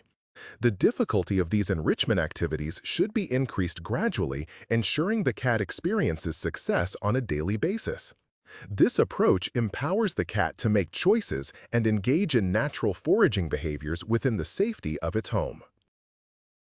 Fact 80. The notion of a cat seeking revenge is a myth that obstructs the investigation of actual causes behind misbehavior. Actions such as urinating on the bed, scratching furniture, or vocalizing at night are not malicious plots, but rather expressions of unmet needs and distress. The examination of these issues is conducted in stages. Initially, medical factors are assessed. Issues like pain or inflammation in the lower urinary tract, dental problems, skin conditions, or joint discomfort that can make using the litter box, grooming, or engaging in play unpleasant. Subsequently, the environment is considered. The litter box might be inadequately sized, its lid could retain odors, the litter material may be disliked by the cat, or its placement could be in an inconvenient spot, such as a secluded area near a noisy doorway. Similarly, a scratching post might be positioned in a corner out of the cat's usual pathways. The third level addresses social and sensory stressors. The presence of another cat visible outside, ongoing construction work, the pungent aroma of cleaning agents, the arrival of visitors, or furniture rearrangement without providing a quiet, safe space for the cat. The recommended course of action involves restoring control rather than resorting to punishment, employing enzyme cleaners to eliminate odors completely, adhering to the N+1 rule for essential resources, relocating scratching posts to entryways and high-traffic areas, establishing shelters with dual exits, implementing a structured routine for hunting, eating, sleeping, and utilizing calming pheromone products. In instances of inter-animal conflict, a strategy of managing proximity and scent is employed. Once the underlying issues are resolved, the problematic behavior ceases to manifest as a symptom. Fact 81. Pain in cats is nearly imperceptible. Predators do not display weakness, so instead of an ouch, you observe silence. The indicators are minor and dispersed. A cat jumps less to its accustomed height, ascends to the sofa via the armrest as if climbing stairs, or its grooming routine diminishes, or conversely, it develops an obsessive habit of licking one spot to the point of hair loss. The sleeping posture shifts, resembling a loaf of bread with tucked paws and a head drawn into the shoulders. When touched, there might be a slight flinch or a head turn as if to nip the hand. The facial expression is also telling. Ears turn sideways, eyes narrow into slits, whiskers flatten backward, and the nose and lips are slightly drawn. There exist validated scales for assessing feline grimace, which veterinarians use to consistently interpret pain. Additional signs include dislikes the litter box, ceased using the windowsill, or became quieter, more irritable. A practical home approach is to keep a diary, recording jumps, appetite, playfulness, and resting breathing. A change in personality almost always signifies physical discomfort. Pain relief medications and treatment plans should only be administered as prescribed by a veterinarian, as human NSAIDs and paracetamol are hazardous to cats. Fact 82nd. The litter in the cat's box is not just a minor detail, but relates to home ecology and health. Clumping bentonite, while easy to clean, can be dusty, potentially irritating the airways and eyes of sensitive cats. Silica gel is effective at odor control and is light, but its large granules might be unappealing to some cats. It's advisable to avoid it for kittens or cats that tend to mouth objects. Wood and corn-based granules offer a softer texture for paws and are more eco-friendly for disposal. Yet they tend to clump less and spread more easily across the floor. Scented varieties are often met with feline disapproval. Flushable litters are best disposed of in regular trash, as sewage systems and natural ecosystems are not equipped to handle such organic materials. Ensure a depth of 5 to 7 centimeters for comfortable digging. The litter box itself should be spacious and open, situated in a quiet, accessible location without confined spaces. Some cats appreciate variety. Placing 2 different types of litter along one wall can help minimize errors. When switching litter types, do so gradually by mixing the old with the new, respecting the cat's natural inclination for routine. Consistent daily cleaning of the litter box is a matter of preventative care, not excessive fussiness. Fact 83rd. Caring for a foundling involves more than just bottles and affection. It requires a strict regimen. Newborn kittens are unable to regulate their body temperature or toilet themselves. They require an incubator, which is a box with a heating pad placed under one half of the base, allowing the kitten to move to a cooler area, and a consistent temperature of 28 to 32 degrees Celsius during the initial weeks. Feeding must be exclusively with a specialized kitten milk replacer, not cow's or goat's milk, due to differing nutritional profiles and osmolality, which increases the risk of diarrhea and bloating. Kittens are fed small amounts every 2 to 3 hours, using warm formula from a syringe with a nipple, held at an angle to prevent them from choking. After each feeding, gently stimulate their abdomen and anogenital region with a warm cloth, mimicking the mother's care. Weight serves as the primary indicator. Daily weight increases are tracked on a graph, and any stagnation is a cause for alarm. Hygiene practices should be sensible. Maintain warmth, dryness, and cleanliness. The presence of fleas on newborn kittens is an emergency situation, as anemia can develop rapidly. Once kittens open their eyes and their ears become erect, it is important to introduce safe textures, sounds, and brief play periods, as socialization is crucial from an early stage. It is also advisable to find a veterinarian to oversee their care as soon as possible to establish an advanced plan for vaccinations and deworming. Fact 84th. Deafness and blindness in cats do not mean a life confined to four walls without joy, provided their communication methods are adapted. To get a deaf cat's attention, use vibrations. Tap the floor, gently tap nearby furniture, or use a nightlight, beacon, or a brief light flash as a cue for food. Teaching commands through gestures, reinforced with treats, is more effective than using voice commands. When waking a sleeping deaf pet, avoid sudden touch. Instead, gently vibrate the mattress or blow softly on their ears. For a blind cat, spatial orientation is crucial.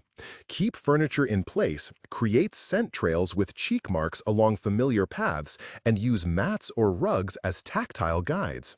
A water fountain can serve as a beacon. A toy with a bell creates a live target, and ball-shaped toys with weights indicate movement paths.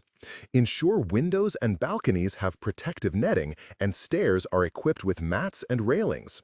Both deaf and blind cats benefit from vertical elements with edges and having two ways out of their hiding spots, as a sense of control reduces anxiety. Remember, cats excel at compensating with their remaining senses. They require predictable routines and your patience, not pity. The 85th point. For a cat's home health check, it's essential to know its basic vital signs and how to measure them calmly. The normal body temperature for a cat is typically between 38 and 39 degrees Celsius. Use an electronic thermometer inserted into the rectum, lubricated with a bit of Vaseline.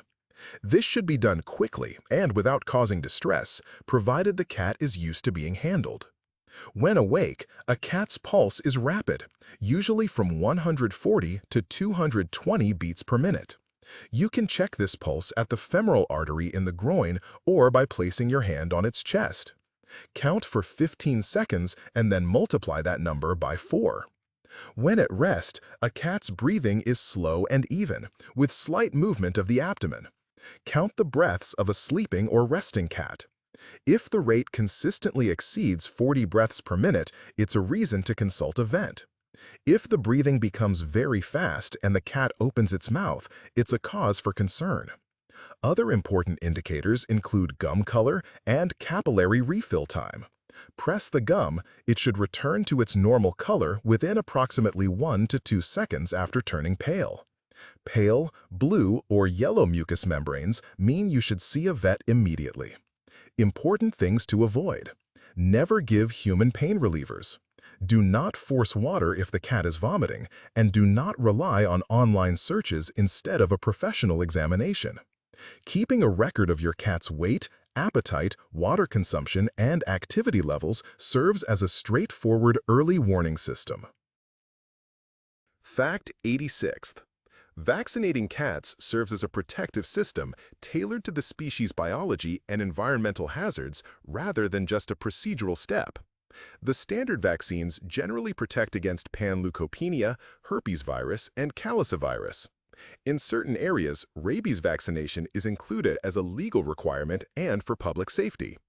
Kittens undergo a series of shots spaced 3 to 4 weeks apart until they reach approximately 16 weeks of age. Maternal antibodies can hinder the development of early immune memory, which is why the series of vaccinations is important, not just one dose. A booster vaccination is administered after 1 year. Following this, for the core vaccines, many plans transition to intervals of up to 3 years. Vaccines not considered core, such as for FELV, are prescribed based on the cat's lifestyle and potential exposures. While antibody titer testing is considered, it does not always substitute for vaccination. The final decision rests with the veterinarian. Side effects are most often minor, including lethargy or soreness at the injection site. Injection site sarcomas are described very rarely, leading to vaccinations being given in the far parts of the limbs with the side and vaccine batch noted. Even cats that live indoors require protection, as viruses can be brought in on shoes, through windows, or during stressful journeys. Fact 87th. A cat toy functions as a hunting instrument and a brain exercise tool, and it must meet safety standards. The ideal feather wand is kept in your drawer and is only used with supervision. Thin strings, ribbons, and rubber bands are hazardous if not supervised, as a swallowed thread can turn into a linear foreign object. Cardboard reigns supreme for budget-friendly play structures. Boxes are transformed into dens and tunnels, with windows cut out and multi-level setups with bridges built. Incorporating balls filled with kibble makes the prey seem alive. Balls must be larger than a cat's throat, and soft mice should be free of detachable eyes and sequins. Feathers and fur require regular checks and should be retired when they show wear. A rotating selection of toys is better than a large inventory. Using 5 to 7 items in rotation ensures a sense of novelty. Soft toys need washing, plastic ones require cleaning, and catnip or silvervine should be used sparingly to maintain their appeal. Laser pointers are best used as a warm-up, always followed by a chance to catch a tangible object. A perfect play session is brief, paced, includes breaks, and concludes with a meal. This completes the natural hunting cycle and avoids causing frustration. Fact 88. Music and sounds for a cat are not merely background, but an environment that can serve as both a tranquilizer and a tool for building stability. The animal's hearing reaches into ultra-high frequencies. Therefore, whistles, electronic beeps, and ultrasonic repellents are perceived as noise pollution and stress, and it is advisable to avoid them. Consistent white noise from a fan, radio stations without talk, and quiet, low-frequency music aid in masking fireworks and thunder, thereby smoothing out volume peaks. Cat-friendly playlists exist, designed around purring rhythms and vocalizations. While some animals do find relaxation in these soundscapes, the impact varies individually. To desensitize cats to thunder and fireworks, recordings are employed, beginning at a very low volume, then accompanying playtime and treats with a slow escalation of the sound level. This process helps the brain reframe the loud noise equals distress into loud noise equals positive event. A television placed near a window can function as cat cinema, provided the animal retains control, for example, by having a vantage point and the option to retreat. The primary principle is predictability. Minimize abrupt sounds within the home, maintain gentle routines, and establish clear periods of quiet. Fact 89th. The kitchen serves as an attractive but hazardous stage for a cat. The combination of warmth, enticing aromas, and moving items makes it incredibly appealing. Open fires and hot stove burners present a significant burn hazard. Even induction cooktops that have been turned off can retain warmth, and glass ceramic surfaces may be hot without any visible flame. When overheated, non-stick cookware can emit fumes that are irritating to a cat's airways. Boiling oil creates a slippery and dangerous situation. Within the trash, one might find bones, onions, or strings from prepared dishes. On countertops, knives, foil, and thin string-like items pose a risk of becoming lodged as foreign bodies. Prudent management involves implementing a to-the-mat policy, designating a specific mat or cloth near the cooking zone where the cat is encouraged to stay for a reward. Anti-slip mats should be placed on the edges of countertops and near tables. Trash bins should be kept closed, and access to stoves should be restricted using sliders or bars. Threads and plastic bags need to be stored out of the cat's reach. A crucial safety habit is to always check ovens, washing machines, and dishwashers for any silent passengers before closing their doors. Engaging in play and feeding the cat prior to cooking helps to curb its predatory instincts. Providing an alternative vantage point offers the cat a sanctioned role in the kitchen activities. Fact 90. Technologies are subtly altering feline routines. Understanding what genuinely aids them is crucial. Smart litter boxes track visit frequency and volume and weigh the pet. This trend is advantageous for cats prone to feline lower urinary tract disease, diabetes, and age-related conditions. Yet it necessitates interpretation. Isolated abnormalities should be cross-referenced with a log and the cat's overall condition. RFID bowls and microchip feeders safeguard diets in homes with multiple cats. Anti-sling bowls reduce the pace of eating. Quiet water fountains equipped with level sensors and interchangeable filters effectively boost water consumption, thereby supporting kidney and urinary tract function. Cameras and activity trackers unveil a pet's hidden life, but their true worth is in the resulting actions. Observing nighttime activity spurts suggests incorporating daytime hunting simulations, environmental enrichment, and consistent sleep routines. Genetic testing provides windows into ancestry and potential health risks, but it does not substitute for veterinary examinations, as not all genetic mutations are clearly interpretable, and a cat's behavior isn't solely dictated by its DNA. Telemedicine proves useful for initial assessment and ongoing monitoring, but definitive diagnoses and treatment plans are determined by the clinic. Technology serves as an aid when it improves a cat's predictability and comfort rather than replacing direct care. Fact 91. Scent misrecognition frequently leads to sudden enmity after a veterinary visit. When a cat returns home, it carries the smell of antiseptics, unfamiliar animals, and stress, causing its resident companion to treat it as an intruder. A cat's brain constructs a scent-based identity, and any disruption to this scent signature activates its defensive instincts. The recommended strategy is a mini quarantine followed by a reintroduction phase. For a period of 24 to 72 hours, keep the cats in separate rooms, ensuring each has all necessary supplies. Swap items that carry the cat's scent transferred via their cheek glands. Implement mealtime diplomacy through a door. Feed them concurrently but at a distance that prevents hissing. Subsequently, allow brief visual interactions through a gap or pet door.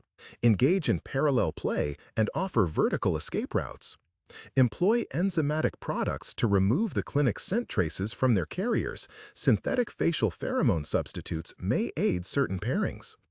Avoid forcing interactions, as a physical altercation will reverse progress.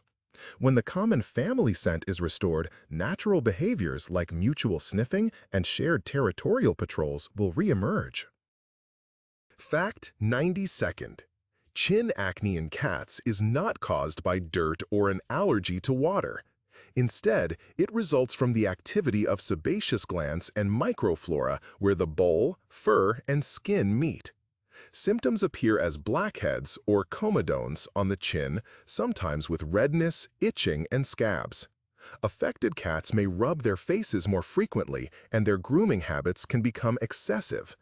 Plastic bowls, due to their micropores, can trap bacteria and exacerbate the problem.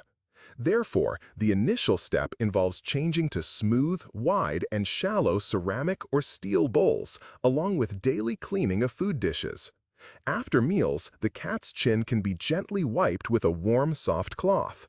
For more severe cases, a veterinarian will determine the appropriate treatment, which may include topical antiseptics, keratolytic agents, and management of secondary bacterial infections. It is crucial to avoid self-treatment and attempting to pop lesions, as this can easily lead to boils and scarring. Stress, hormonal changes, and the use of harsh cleaning products are identified risk factors.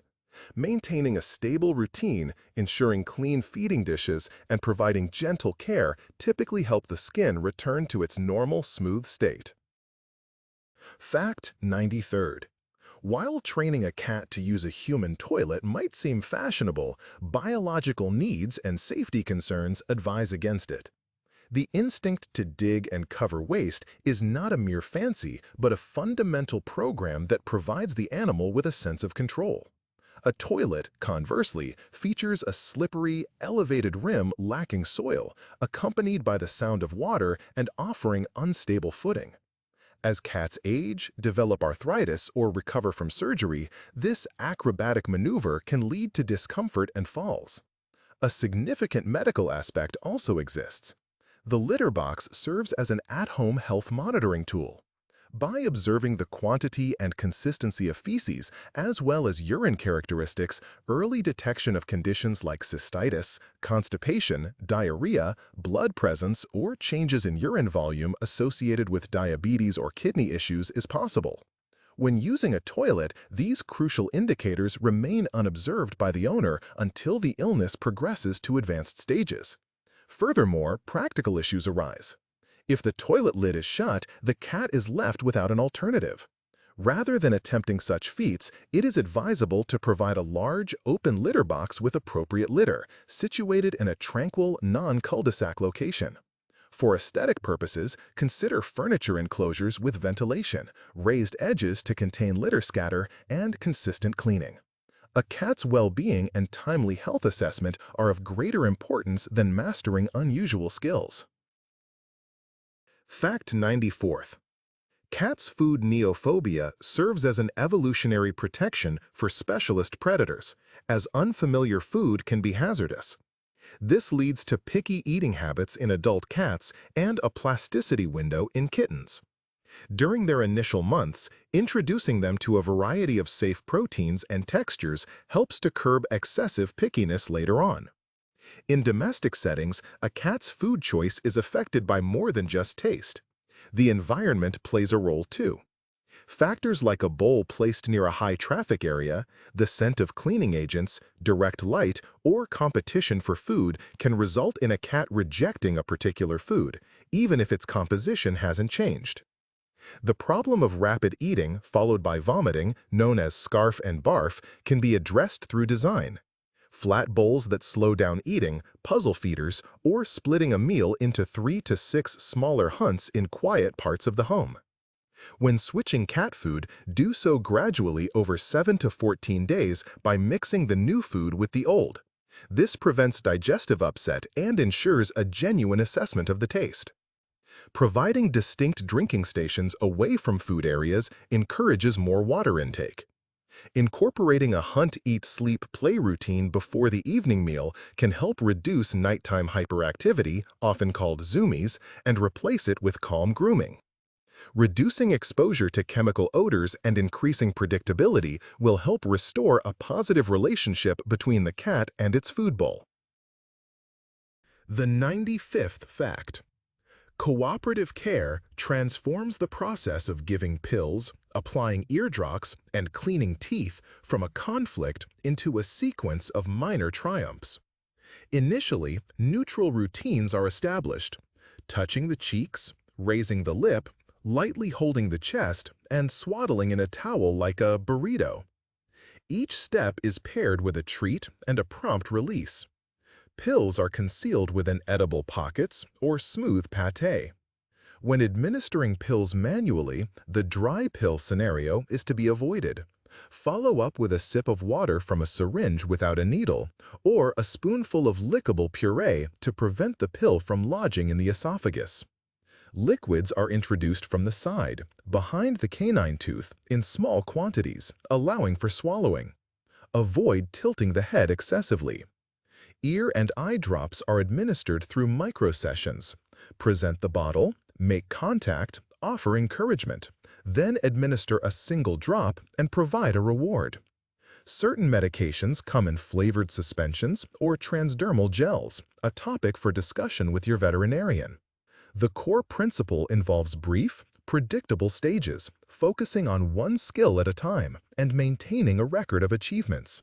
Your objective is to ensure the cat is not afraid of your hands, as these hands will once again serve as its safe haven tomorrow.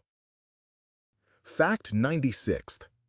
Cats' diurnal rhythms are set by a crepuscular hunter program, with the photoperiod as an additional factor. Daylight duration influences molting, heat seasonality, and overall activity. Naturally, the highest activity is at dawn and dusk when temperatures are gentler and prey is less wary. Indoors, a cat's brain adapts to the home's routine, but twilight periods still trigger play. Continuous artificial light throughout the night blurs day-night distinctions, potentially extending activity into less suitable times. A calm evening routine of hunt, eat, sleep aids synchronization. For light-colored cats, their ears and nose are susceptible to sun damage, as prolonged exposure can lead to skin issues. Therefore, sunny windowsills are appealing, but direct midday sun should be avoided. Photoperiod also affects coat. Even cats living indoors shed cyclically, responding to the total amount of light. Practically, this means creating a suitable environment: comfortable window perches, heavy curtains for darkness, night lights for easy movement, and planning playtime during natural high-activity periods. Fact 97. Pica and wool sucking represent behavioral patterns that emerge at the confluence of instincts and environmental influences. The behavior known as wool sucking is more commonly observed in Siamese and Oriental cat breeds. This typically occurs when a kitten is separated from its mother prematurely, leading it to redirect its early nursing or comfort-seeking behaviors towards objects like blankets, clothing, or even its own fur. Pica, characterized by the ingestion of non-food items such as plastic bag handles, threads, rubber bands, or tinsel, stems from a variety of biological factors. These can range from psychological states like stress and boredom to physical issues such as gastrointestinal discomfort, dental pain, or specific nutritional deficiencies. The primary concern associated with these behaviors is not their unusual nature, but the potential need for surgical intervention. Linear foreign objects can cause intestinal blockages, creating a condition where the intestines bunch up like a cordatina, and in such critical situations, the available time is limited to a matter of hours. A comprehensive management strategy for these issues is structured around three key areas: veterinary assessment, which includes screening for dental problems, gastrointestinal issues, and skin conditions; environmental management, focusing on removing potential hazards like threads, keeping plastic bags and decorative tinsel inaccessible, and ensuring toys have no small detachable parts; and behavioral enrichment, which involves providing regular opportunities for play that mimic hunting, using puzzle feeders, offering safe grasses for chewing, and substituting inappropriate items with suitable alternatives, like thick cardboard strips or rubber toys, always under supervision. The more consistent and predictable an animal's daily routines are, and the more stimulating and varied its environmental challenges, the less likely it is that its brain will resort to self-invented methods to alleviate anxiety and sensory deprivation. The 98th fact highlights that the legal and ethical considerations for coexisting with a cat are broader than just providing a bowl and a litter box. Numerous countries enforce obligations for humane treatment and ban inhumane practices like declawing for cosmetic reasons outside of medical necessity. Microchipping is becoming a more common standard for identification. Rental agreements frequently dictate terms for keeping animals. It is advisable to verify these conditions beforehand to prevent issues such as restrictions on window screens or limitations on vertical climbing areas. When crossing international borders, rules for animal import are in effect, necessitating veterinary passports, vaccinations, particularly against rabies, and sometimes diagnostic tests. Deadlines and specifications differ. Thus, preparing the necessary paperwork and ensuring safe transportation are approached as a project. The ethical dimension encompasses responsible breeding control to avoid contributing to the stray population. Furthermore, it involves showing consideration for neighbors by ensuring nighttime quiet, keeping windows and balconies shut, and refraining from allowing pets to roam freely in areas where local fauna might be harmed. These guidelines do not limit freedom, but instead foster a resilient, clear, and secure partnership between humans and cats for the benefit of all. Fact 99th. Cats have made a significant impact on art and city life.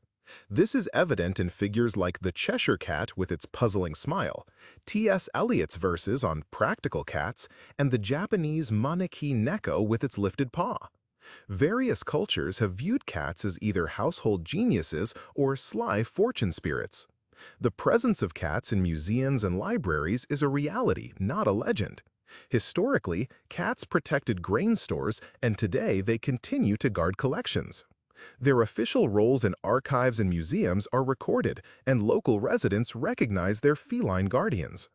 A notable custom involves cats working in large museums where they deter rodents that cause noise in archives and also contribute to the institution's character. Cats on ships represent another aspect, serving on merchant vessels and during expeditions to lift the spirits of the crew and safeguard food supplies. In the digital era, cats have become stars of memes and short videos, yet their fundamental appeal remains the same.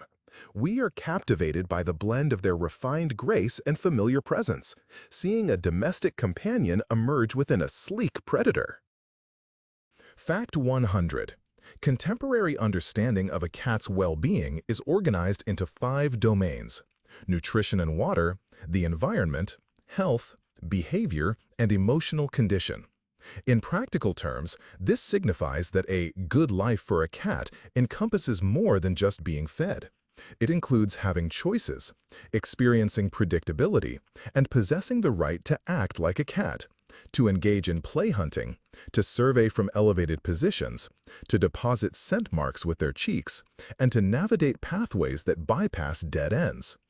Human responsibilities include environmental design, providing N+1 essential resources, vertical structures and shelters with dual exits, ensuring safety, installing window screens, microchipping, using a carrier as a safe haven, and having an emergency preparedness plan, implementing preventive care, vaccinations, parasite control, dental hygiene, weight monitoring, and ensuring adequate water and moist food intake, and upholding ethical standards, managing reproduction, showing consideration for neighbors and local urban fauna. When these components are in place, misconceptions about a challenging temperament fade away. The cat's behavior becomes comprehensible, its health evident, and the companionship enduring. This is the essence of the cat's secret. Not enchantment, but the meticulous tailoring of the world to suit a small, twilight predator that shares our space.